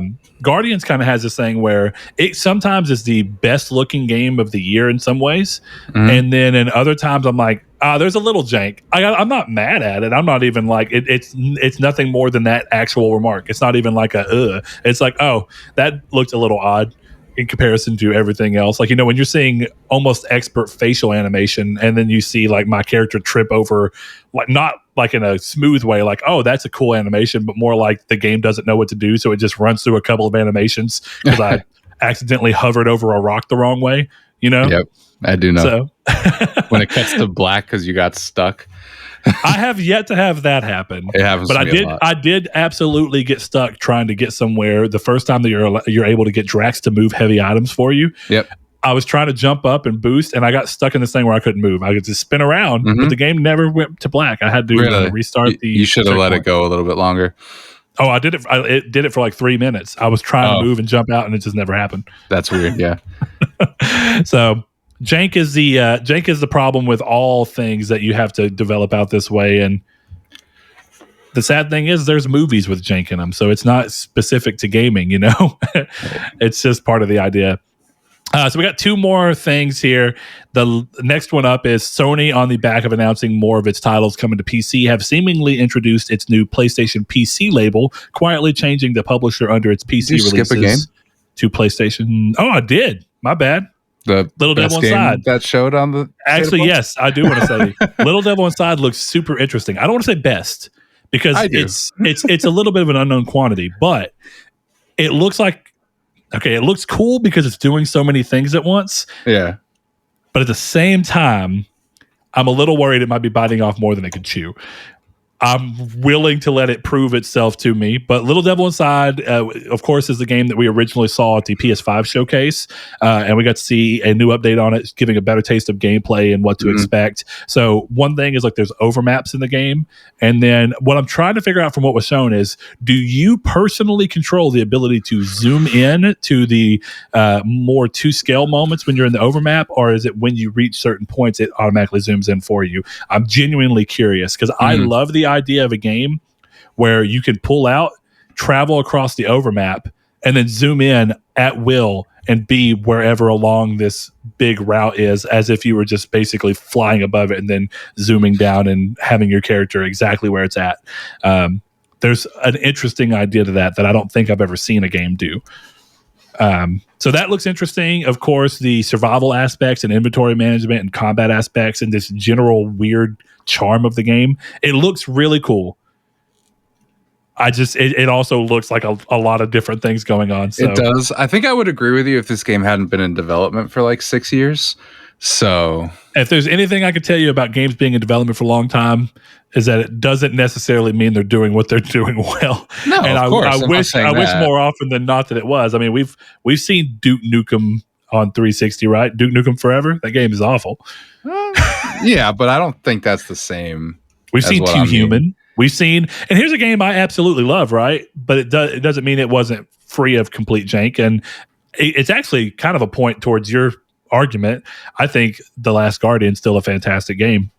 But I mean, Red Dead was in development. I don't think it being in development for 8 years or whatever helped it. If I'm being dead honest with you. My point is that if it's been in development for this long, it might have been that they bit off more than they can chew, but they figured it out. They waited, putting the game out. Yeah. Who is the developer behind this? Do you know? I actually do not know off the top of my head. No. Like, do they have previous work? I'll look. If you want to move on to the next one, or if Saul has anything to say, I'll figure it out. Well, I mean, I think it's interesting. NeoStream Interactive is a developer and the publisher here. This is an Unreal game. I don't see that they have. Oh man, I didn't realize this was. I mean, I knew it's been in development a long time, but it was originally shown in 2015. That's pretty wild. Yeah. I don't think that they have another game, man. Yeah, it doesn't seem that way. Which leads me to the question of, how are they floating this? How'd they float 6 years of development? Kickstarter, Steam Greenlight, and Sony money. Interesting. I mean, I'm assuming on the Sony part, but they clearly have Sony money if they keep showing up here. Yeah, sure. Sony wouldn't have shown them at the showcase if they didn't think that was like a big thing. At the launch showcase. That's big. Yeah. Yeah, interesting. I think this looks good. So this didn't move the needle for you at all? I actually didn't watch that one. I think you should. It's probably among the most interesting, genuinely interesting to watch and go, huh? Because like it starts with like a little really pulled out overmap where you see your character kind of walking around, and then without cutting, you see the camera literally zoom in and do like a zoom cut where it hides the cut, and then suddenly you're in the area. Like you walk on the overmap and you see the old lady, and then it zooms in and you're talking to the old lady at scale instead of in this weird overmap scale. And I would love a game that just moves between those two fluidly and kind of gives you the control stylistically. But there's a lot of interesting things I want to see play out. The combat doesn't look bad at all. I want to see more of it in long run, but curious about it. Definitely the initial trailer was so weird because it was like the guy pooping and then like you see the thing falling, and it's odd, but it's got a charm to it. It does. So we'll see. It kind of gives me Don't Starve vibes mixed with like that game where you play as Six. What is the name of that game? Little Nightmares. Never played it. And that's what that game's called? Yeah. Right? Yeah. Little side-scrolling horror game? Yeah, it's like those two games kind of together. And it's weird little art style and quirks about it. It looks really cool. I'm hoping that it's good. And clearly Sony thinks something of the game because of all of the things, it was the only game that they straight up said, this is going to be there. Hey, make sure you watch it because you're going to get an update on this game. So something's going on. They think it's a big game, and hopefully that means that whoever is in charge of that, maybe Shuhei in this degree, who knows, is the one who's coming through and being like, I think that this is something big, and that might be worth it. But we will go ahead and move on to the next thing. Sony, on the back of announcing its upcoming PC titles, as I mentioned, is starting the PlayStation PC label, or at least it seems so. They went to all of their PC releases and updated the publisher name to be PlayStation PC, and that name was originally registered back in April, so it seems like everything coming together. Now, something to note here that I think is interesting for context, NPD Group's Matt Piscatella took to Twitter with some info that gives great context for Sony's push into PC, stating, quote, this is his tweet, for quote, according to the NPD Group's Player Pulse, only about 1/3 of PC players in the US owns a PS4, and only 8% own a PS5. That leaves a huge PC audience that can be reached, and it's also why releasing ports on PC is not likely to impact content sales on the consoles. Win-win kind of deal. So I think anybody who's surprised by PlayStation pushing it enough to change and make a part of PlayStation that's specifically aimed at PC, I don't know why you're surprised. This seems like it's been a long time coming. And yeah, looking at the numbers as to why, I get that there is always that thing of like, well, if someone could buy it on PC, why would they buy it on PS4? And that will be true. But the chances of those people having been the ones who were going to buy it on PS4 or buy a PS4 rather to begin with for that game were low. So Saul, what do you think about this? I think it was kind of inevitable, right? Like we were talking about last episode about God of War, and we've talked about it before with other games like Horizon, and it just makes the most sense. I think that it's not really a surprise. I think it's more so of just, when they were going to do it. Yeah, I mean, I'm totally for it, as we've talked about before. And like last episode, we spent a lot of time talking about God of War and timing and when things go to PC, and having a dedicated studio to make sure that transition works well is needed. Part of that, yeah. There's one question I want to ask both of you, but I'm going to get Chris. What are your thoughts in general on this? Yeah, I mean, there's, like Saul said, this seems inevitable. I guess I don't really know why they had to be specifically PlayStation PC and they couldn't just be PlayStation as a brand. But yeah, I think that's a little odd too. But I guess to me, it kind of shows that they're trying to let people know that they're serious about it by doubling down and doing a name that specifically pushes into it. Yeah. I'm ultimately a bigger fan of just saying, like, we are PlayStation, we do games, whether you're playing on our system or on PC, we do the games. Or if you're playing on mobile, right? Which I guess the question, because I think Sony does do this, I think PlayStation games that are published on phones are under PlayStation Mobile. Yes. So I guess it's Sony following their naming convention through. But if I were Sony, I would be like, let's just be PlayStation. Yeah, because my thing is, like, I look at PlayStation Mobile as a different sector. Like, you're not getting God of War 2018 on PlayStation Mobile. So it seems weird to just be like, to separate it out when you're not doing like if they were going to do like here's a PC RTS for God of War, I would understand more PlayStation PC. But just porting games, it just seems like you could have left it. To me personally, maybe I'm just... Yeah, I don't know. I think that it is a weird thing of expectations, and maybe that's actually kind of the idea. Like, maybe they want to call it PlayStation Mobile so that you don't get somebody thinking, well, it's just PlayStation. Maybe that means we're going to get like a game from... which would be interesting. I mean, we've seen it happen with Bethesda Softworks making Fallout Shelter, but it's, you're not sitting there thinking, Naughty Dog's going to make a mobile game, and then look at that, Sony San Diego made a mobile MLB game. That's not what Sony's doing. So I guess maybe that's part of the idea behind it. But the bigger question here that I've seen some people talk about, and I'm curious as to your guys' thoughts on it, because I think I know the answer. Mm-hmm. There are people that are saying now that this is happening and Sony's having this push and calling it PlayStation PC, and with these numbers backing it to support the fact that it wouldn't necessarily be a hindrance to its console content sales. Do you think that Sony doing this puts any more of an impetus on them to have to do day and date PC releases? I think it puts more of an expectations, where I think there's a little bit more pressure there for people who were invalidated by the fact that some of the games have not come yet. I think this more so puts, if anything, like it I don't want to say it puts pressure on them, because at the end of the day, they can say yes or no. And when you have that kind of power, pressure doesn't matter.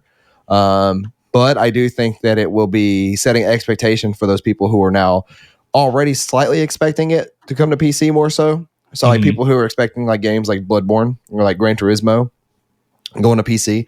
I think now that there's like, well, you've made this studio, so now it makes sense for me to make this logical jump that these games will eventually come to PC. And you can use God of War and Horizon as an example. Therefore, it's a logical bridge that you're crossing to get to this point. I think that, and that could be dangerous because that doesn't mean that every single game they have ever, made for PS4 exclusive will go to PC. At least I don't think so. I don't think they have enough time and manpower to do that.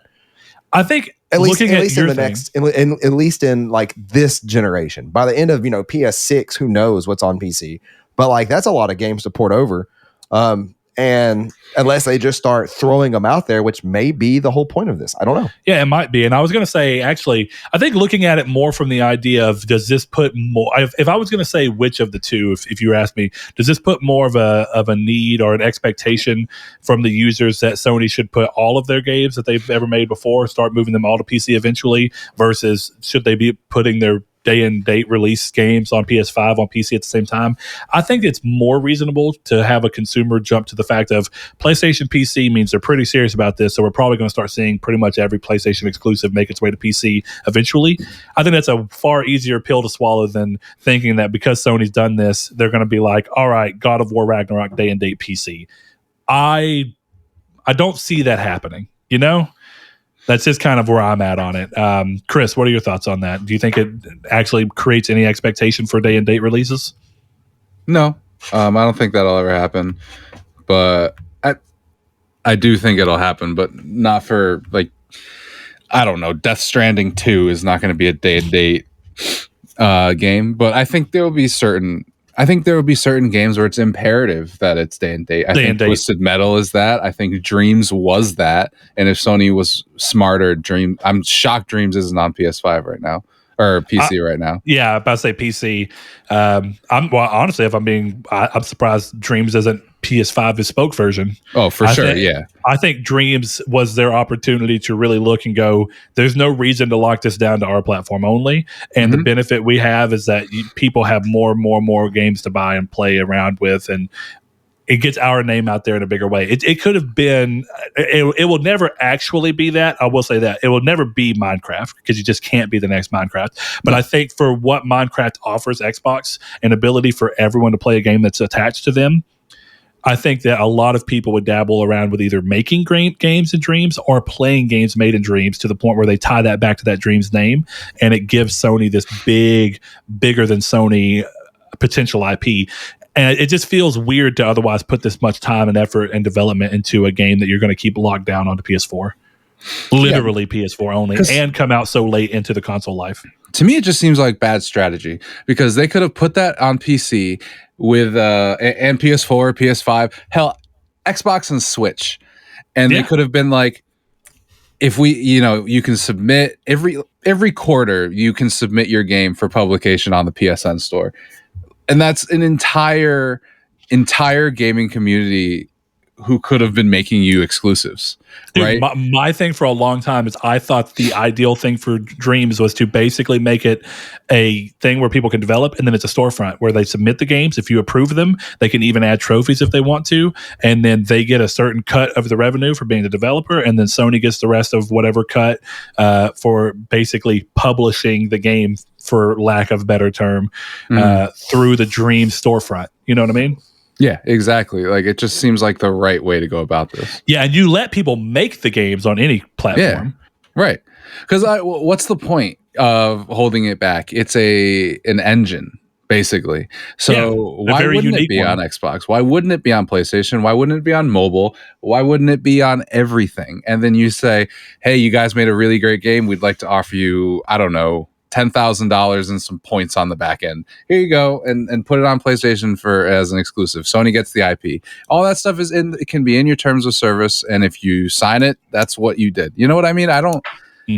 It seems like just a wasted opportunity. So now they just put this media molecule game that nobody seems to really care about out for nothing. Yeah, I got you. All right. Well, real quick, I think we are at the end of that one. We're going to talk about this very odd thing, and then we're going to go into the community's take. And answer the previous one and hopefully set up the one for the next episode because we do got to be getting off of here soon. It's Halloween, so while you're gonna be watching this outside of Halloween, happy Halloween, everybody. Hope you had a good day. It was spooky. For those of you who do Halloween, I know it's not celebrated everywhere.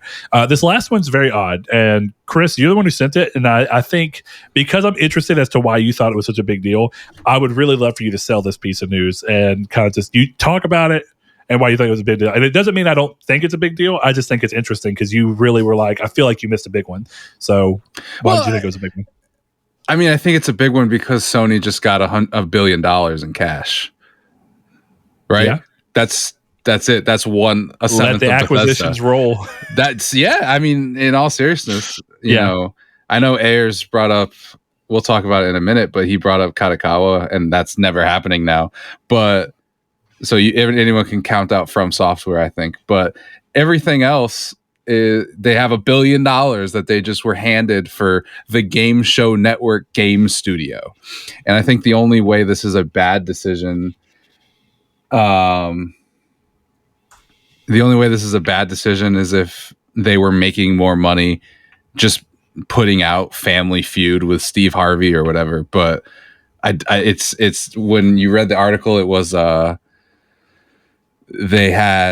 it didn't fit with their plans for PlayStation. So to me, this is just a huge piece of news because it's just like handing them $1 billion check and saying, enjoy your money. I know this isn't necessarily PlayStation themselves, it's Sony as a whole, but still, you know, I think but when you look at it with PlayStation being the strongest arm of Sony, realistically, when you look at this, I would say that Sony, to be smart, it would try to utilize the fact that they're a parent company situation to begin with to move money between their businesses as they need to do different things to make certain aspects stronger.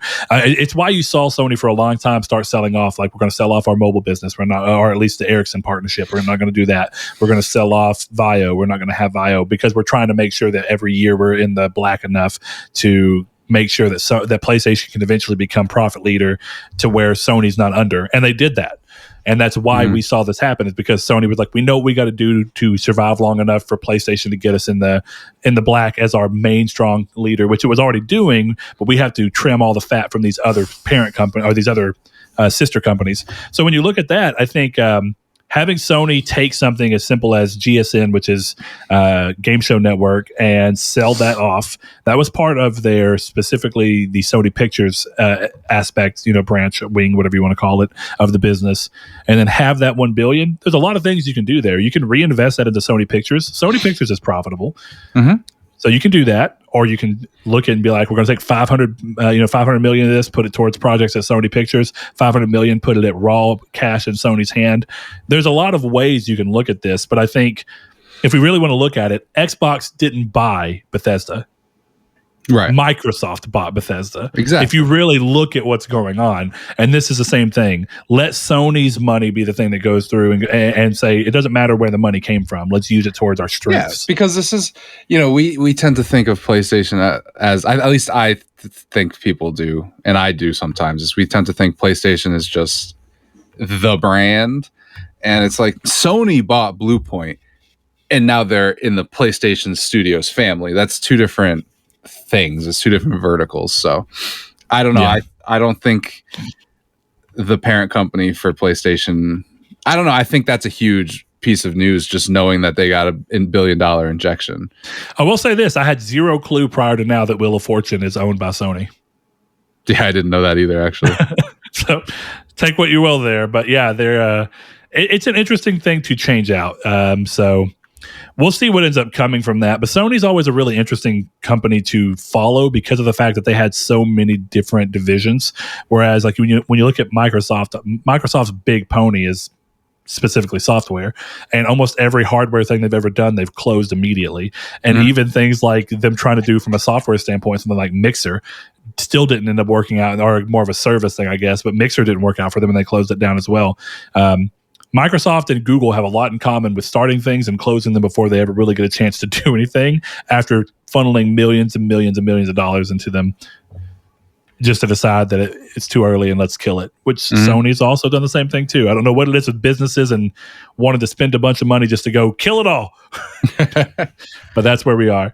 So we're going to get to the community stake real quick. We asked you off of last week's episode where Saul had his interesting situation where he saw he got in touch with a leaker. A leaker got in touch with him, rather. Yeah. So we have those, and we have a couple of interesting ones. So our question was, give us your best fake gaming-based leak. It could be anything from games to studio acquisitions to CEOs doing unsavory things, whatever you wanted it to be. It doesn't really matter. And we got a couple. So I think Saul has one of the most interesting and fun ones to me pulled up because someone went whole ham. This is you. It's me? You're Sony fan 69. Nice. It's not me, but it is pretty funny. Are you sure? I can just promise mentioned you. Dreams coming to PS5 and PC, and that's one of the first things on here. I'm a little suspected of you now. And Chris worked hard to make Sony Fan 69 join our Discord. Hey, Sony Fan 69, whoever you are, Saul has a theory. I have a theory that you're somebody we know. Like I told somebody, make a fake account and do this. And I'm curious, did somebody actually do that, or if this is a brand new person? You don't have to announce in a Discord. You can DM me if you want. But he posted a picture, and that picture has a bevy of things on it. It says fake or real, you decide. And we'll just go ahead and list off what it is. It is the January PlayStation Experience tab sheet. It is what is going to happen during the PlayStation Experience in January for 2022. The first thing on here is a Jim Ryan keynote. The first thing on there is that there's a PlayStation Experience happening in 2022. True. Well, I was like, you guys kind of missed the ball on that. It was a huge thing in the beginning. True. But in terms of what's in that, it is Jim Ryan keynote. That's kind of expected, not expected. That could be either or. Media Molecule Dreams, PS5 and PC, and new IP announcement. Oh, interesting. Dreams, PS5 and PC is what Brett said earlier. Is possible. What's up, Chris? No, I was just going to say, I was about to ask if they were going to do another Little Big Planet, and then I was like, wait, that's not a new IP. Oh, yeah. So, a new IP. Kena, Bridge of Spirits DLC, and Ember Labs joins the PlayStation family. I can see that happening. I actually can really see that happening. There was a news piece that I forgot to put in here, actually, that Kena has made back development cost already. Sony's very happy with the performance of the game. And their exact wording were, we'll be able to keep making games. Or it was actually their exact wording was, we won't have to make commercials for a while. Yeah. Or we shouldn't have to go back to making commercials. Because that's what they were. We're an animation studio for commercials prior. So Grand Theft Auto Enhanced Edition breakdown? I can see that because it's been shown in the past too. Well, hold on. When does that come out? March. Okay. So I'll click on the word there, Chris. I like Grand Theft Auto. I do too. Do you like it enough to maybe put it as a thing we'd see? And as a fake leak? Man, I work 60 hours a week. Look. I ain't got this kind of time. You could have been taking a poop and been like, not brain fart. That's what the poop's for. The old poop song. What is it? Boss makes $1 or make a dime. Hey, Saul, you are the one who told our audience, we'll be your leak repository, leak us. And then we decided that same week to tell everyone to make fake leaks. So I'm not surprised that has happened. I wouldn't be surprised. I'm starting to think Saul's being so suspicious. I'm starting to think maybe Saul is so Fan 69. This is the quintessential liars thing, is to talk far too much. This is the real PlayStation Among Us game. We're here right now. I love that. I love that. And clearly, look, I'll tell you, I know it's not me. So in this situation, if it's none of us, I love how Sony Fan 69, if he's a real listener who normally listens, it's over here being like all the discontent that I've sown throughout this. I am going to Did anyone talk to this dude? I'm going to point out something. Yeah, we talked to him. I was talking to him in the Discord a little bit, but anytime Brett has ever been the guy, he's like, I know it's not me. So like, I saw Saul over there just standing around in admin. Oh yeah, Saul's going into my Among Us strategy. I know it's not me. So like, let me deflect real quick and blame Saul. Monster Hunter Universe. That's an interesting. I don't know if that's a movie or not. I think here's the only thing about that. This is the one thing I could see that kind of makes this scream like fake leak to me, because what I think is going on is that someone looks and goes, well, the last Monster Hunter game they made was called World. That's so dumb. What do you do next? You can't do World again. what the next step up from world is the universe, which is not. It's actually the galaxy. Rathalos in space. It's funny because I actually saw that. That would be great. After having seen on the gaming leaks and rumors or whatever one that they were supposedly going to tease a Monster Hunter at the State of Play. So that one I was kind of like, I wonder if they just got the timing wrong. You know what else is interesting here, though? Blue Box Studio abandoned trailer. So you're telling me it's January and we still don't have a trailer from this stupid app? Are you surprised? No, I'm not. I think this is funny because I saw this and I went, I wonder if the State of Play will be in the abandoned app. Oh my God. Like, download the abandoned app to experience the PlayStation experience. We've gotten meta. So what's going to happen, Saul, is that the abandoned app is going to be the home for the Blue Box abandoned trailer and the PSX event. I can see that. I don't like it. I don't like the fact that I can see that happening, but I can see that happening. Okay, Dying Light 2 gameplay showcase. I can see that. That's actually Makes reasonable. sense, yeah, so is a Gran Turismo 7 gameplay trailer. Infamous, Ratchet, and Clank Resistance. You're telling me the holy trinity of gaming here. No, Ratchet and Clank, here's the big problem. What are you doing? Are you telling me that these are...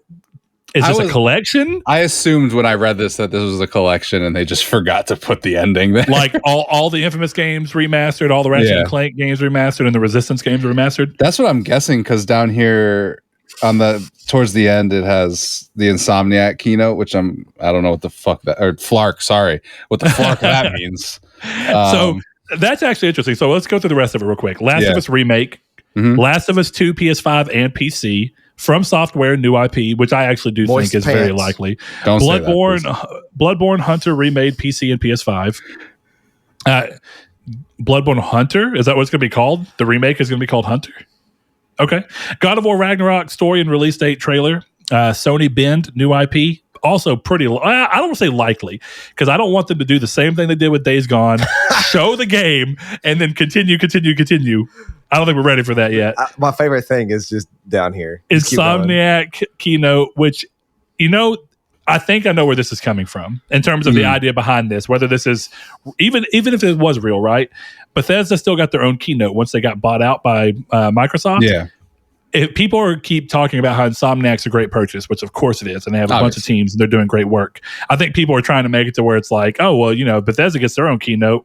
Insomniac will get their own keynote. I think in the idea that Insomniac gets big enough to be like, hey, within our showcases, we're going to have a block that's all Insomniac. It could totally work, but we'll see. Blue Point's new game, Herman Hulst, ends the show. Sucker Punch announces Infamous. No. You just skipped over the most threatening aura that I've ever heard. Herman Hulst ends the show. That sounds like a Smash Brothers entrance. That would be sick. Are you kidding me? He comes out and he holds a card and he's like, we're joining Smash. Oh my God. Herman Hulst ends the show is actually a very clever way of saying PlayStation All-Stars 2 announcement. It's a Smash invitation, but instead of Smash, it's the Squid Game. It's the Squid Game symbols on an envelope. Yes. What if the Herman Hulst thing is he gets the envelope and it's just him playing the game and getting slapped in the face for an hour and a half? Oh my God. Do you want a new studio? Do you want Fallout 5? I'm gonna tell you, I love this because if you're not in our Discord, go join if you're listening, because you need to see this. I love this because they took the time to open a Microsoft Word document, put a PlayStation symbol in the header, turn their camera sideways on their phone, take a picture with the moire and everything visible, with this sideways, exactly like the leaks we normally see, to the point where the half of the PlayStation logo is cut off. The time and effort that went into this, whoever you are, thank you. I appreciate it. I do have one piece of criticism, though. The next time you give us a fake leak, don't leave the mouse or cursor in the document showing that you wrote it. Leaker 101 right there. But I do want to know, Sony fan, if you are a part of our Discord normally, or if you decided to just join after that call out. If so, welcome and have a fun time. We're going to start a new call out system. Our new call out system every episode is going to be that we do a name, whatever name we choose, and we're gonna ask that person, these people, to subscribe and to join our Discord and all these. So Sony Fan 69, you were the first. What's our next one going to be? Where are you getting them from? Sony Pony. Oh, you're just saying a general name. No, it could be other names. Chris. Yeah. We have one Chris on the show. If your name is Chris, then you be a like-minded person with our Chris here, and you subscribe and you listen and Chris you Fan let 69. people know. And then you join our Discord, Chris Fan 69. Do these things. They found my Reddit account. All right, Chris Fan 69. all right. Let's get to moving on these. I have a in all really good one on seriousness, Twitter. No, I don't. I believe almost all of this, even whether it was true or not. I'm like, none of this sounds off. Most of it seems pretty possible. There's not like Kojima joins the PlayStation family and Sony bought Metal Gear. That's why he joined. There's none of that crazy shit. Yeah, I got you. Okay, you said you had one on Twitter that you liked. Yeah, Jason, our boy Jason, that it's good to hear from. He says, here we go. Rocksteady has been working on an Arkham-style 1-to-4 player Teenage Mutant Ninja Turtle game. Takes place in the sewers and streets of New York. At your home base, you can choose your loadout, including which turtle you want to play as. He goes on to say the skin, so the cartoon, the 90s movie, etc., and the weapons. You can unlock different style of weapons. For example, Leo will always have swords, but the design can be different, purely cosmetic. Your friends can join the game and play as a different turtle. Difficult goes up slightly. Casey Jones is DLC and will have his own story. That sounds sick. I'm going to tell you, this actually kind of makes me think about what is here from a design standpoint. This is not that far from Arkham Knight, because the whole thing of Arkham Knight was you have up top and then you go down into basically the sewers of Arkham and you're down in like catacombs and sewers and stuff. I could see that they already have the things in place. This would be one of those moments where, remember when Far Cry Primal was apparently just a reskin of the map from 4? Yeah. Yeah, they just basically reskin the map of Gotham Knight, the level layout, and make it a Teenage Mutant Ninja Turtles game. I mean, Batman and the Turtles have crossed over before, so. Oh, okay. So there we go. Jason, that's a good leak. I like that one. Really fun.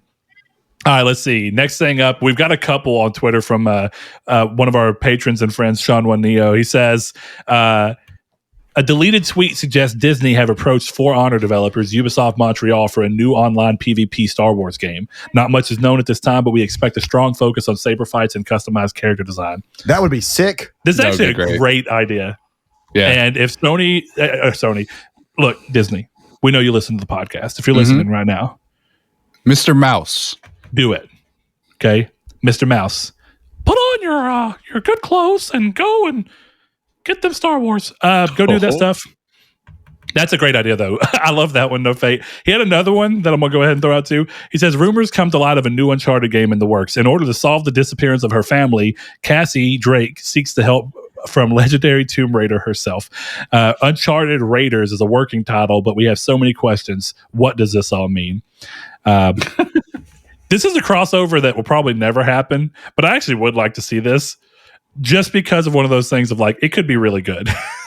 But, yeah, I like the idea. I think I responded to that tweet and I was like, listen, I would love that and just have Laura Crosby hate Nathan Drake for stealing her thunder the whole time. Yep. And then somehow, some way, Disney gets involved here and they run into a scene where they go by, like Indiana Jones is just sitting over there and they cross by him. It's like, both of you are Steelers. And that's the whole thing. Okay, let's see. We got on Facebook, Josh Lago says, he's one of our patrons. Thanks, Josh. He says, Fortnite is building toward a ceasefire. Master Chief, Carnage, I almost said Carnaga. Carnage, Lara Croft, and Papa Smurf all lay down their arms and join hands, ushering in a new age of peace and games. The real prize was the friends they made along the way. What I love about that is that Josh says that all the time. So it's a really great way to loop that saying back around. Yeah. Anyway, I don't know if Papa Smurf is in Fortnite. That's news to me. Did you guys come up with any leaks? I didn't because... Oh, because you're spending all your time on this, huh? Sony Fan 69. Yeah, sorry. Look, I did make a leak. It was the most comprehensive leak of the entire thing. So I tell you, boys, you're going to step your game up. Someone worked very hard on that. I'm happy for them. Let's see, one more real quick. Rude Days 93 says, I saw a couple leaks from a few insiders I trust, and apparently Epic has offered Sony a 95-5 profit split for Sony to put their games on the Epic Store and for Sony to have their future games released day and date on PC, starting with Ragnarok. Reason we haven't gotten the Ragnarok release date is because Nixxes is working on a PC port for the game, and so when Sony announces the release date, they will then announce this partnership with Epic and that Ragnarok is coming to PC day and date. On the Epic Store of all things. Well, Sony going bankrupt in 2 years if this is the case. You say that, but Sony owns part of Epic, so it actually would make a ton of sense. it almost makes more sense. Yeah. They spent all them dollars. They spent all them acquisition dollars on Epic. There's money there. That's a good one. Big. I like it. I mean, thanks, Rude Days. Appreciate you, bud. Thank you, Rude Days. I love it. I'm into it. All right, so Chris, did you make a leak? I did, yes. It was that NetherRealm and is developing. No, it was just that Sony and Microsoft have finally come together. I forgot what it was. All right, I had a big one here that I have to fight with, but it was NetherRealm or not NetherRealm. Jesus, Sony and Microsoft are now working together on a platform fighter. A platform fighter, nice. Yep. Hey Seth, so we got Master Chief versus Kratos. We've got the Forza car versus the Gran Turismo car. I'm here for it. Okay, then. I actually think there would be a really cool story if they could ever just get their panties out of a bunch and just like think of like a scene of like Master Profit Chief split the game and then half the development cost and everything. Right. If we do a DLC character, that's if let's say, I don't know, the Spartans from Halo Reach are a DLC character, Microsoft, no matter what console you bought that on, 100% yours. Same thing with Sony. I would be awesome. And they could tell this really cool story of just all of them coming together and like, we have to go back to our separate universes. But do you feel like there's a need for story in those types of games? Because some people took umbrage with the fact that there was like a loose story in PlayStation All-Stars. And I kind of like that. I was like, give me a reason as to why all these people are together and what they're doing when they've discovered they're together. Smash Bros has that loose like mythos where it's supposed to be like their action figures or statues or whatever. Yeah, amiibos at this point. Amiibos, basically. Mm-hmm. Which is actually a really cool thing to sell amiibos. For sure. It's basically the whole Lego movie shtick where the whole time it was actually just the dad playing with his kid with Legos and you're just witnessing it out in a hyper dramatized way. You could totally pull that off. I just think it's interesting. My leak is I got it emailed like to my personal email. Somebody found it out. Jack and they said no. They said his name was Miyazaki Himazaki. Oh, okay. Yeah, and that they said that he's a director of an unknown studio that we don't know of. But Bluepoint bought them out, so now they're owned under the Sony umbrella, and they are to be remaking Dark Souls 3 completely from the ground up in Demon Souls engine. Oh. If only Kodakawa had not just gotten a ton of Tencent money. That's what I'm saying. That's why Dark Souls 3 remake. Okay, 2023. Here goes my off the top leak because I think it works. As a number of JGEX mods have been leaving the old RuneScape community, gosh. They have said that Sony have worked out a deal to bring old school RuneScape to PS5 and PS4 with cross-platform play with PC and mobile. I'm shocked that hasn't happened yet, honestly. They've talked about it before. Yeah. And actually, at one point in time during the PS3 gen, they talked about it. And the reason they didn't do it is because Sony said yes at the time for crossplay, and Microsoft said no. So funny that the tables turned one generation later, roughly the same time amount in. Like, what? Crossplay? Screw them. We're doing great. We're doing great. It's almost like Microsoft only did that because they were getting trounced. Look at that. So can you believe here we are. So look. What do you guys want to do? Because I know we're not going to have any kind of another topic. Kind of thinking back to what we've talked about today, what do you think is a good community stake question? I would like people to just react to the community stakes that came out today. Do you believe Sony Fan 69 is a real person, or is it Saul? What I love about the Sony Fan 69 here is that they literally just put real or fake, do decide. That's the thing is there's like a misspell. Where? Do decide. Is that supposed to be you decide? Oh, I don't know. I do decide just sounds like fancy way of saying the same thing. Yeah. Do decide. Do decide. Yeah. Like, what do you think, bud? You know, that kind of thing.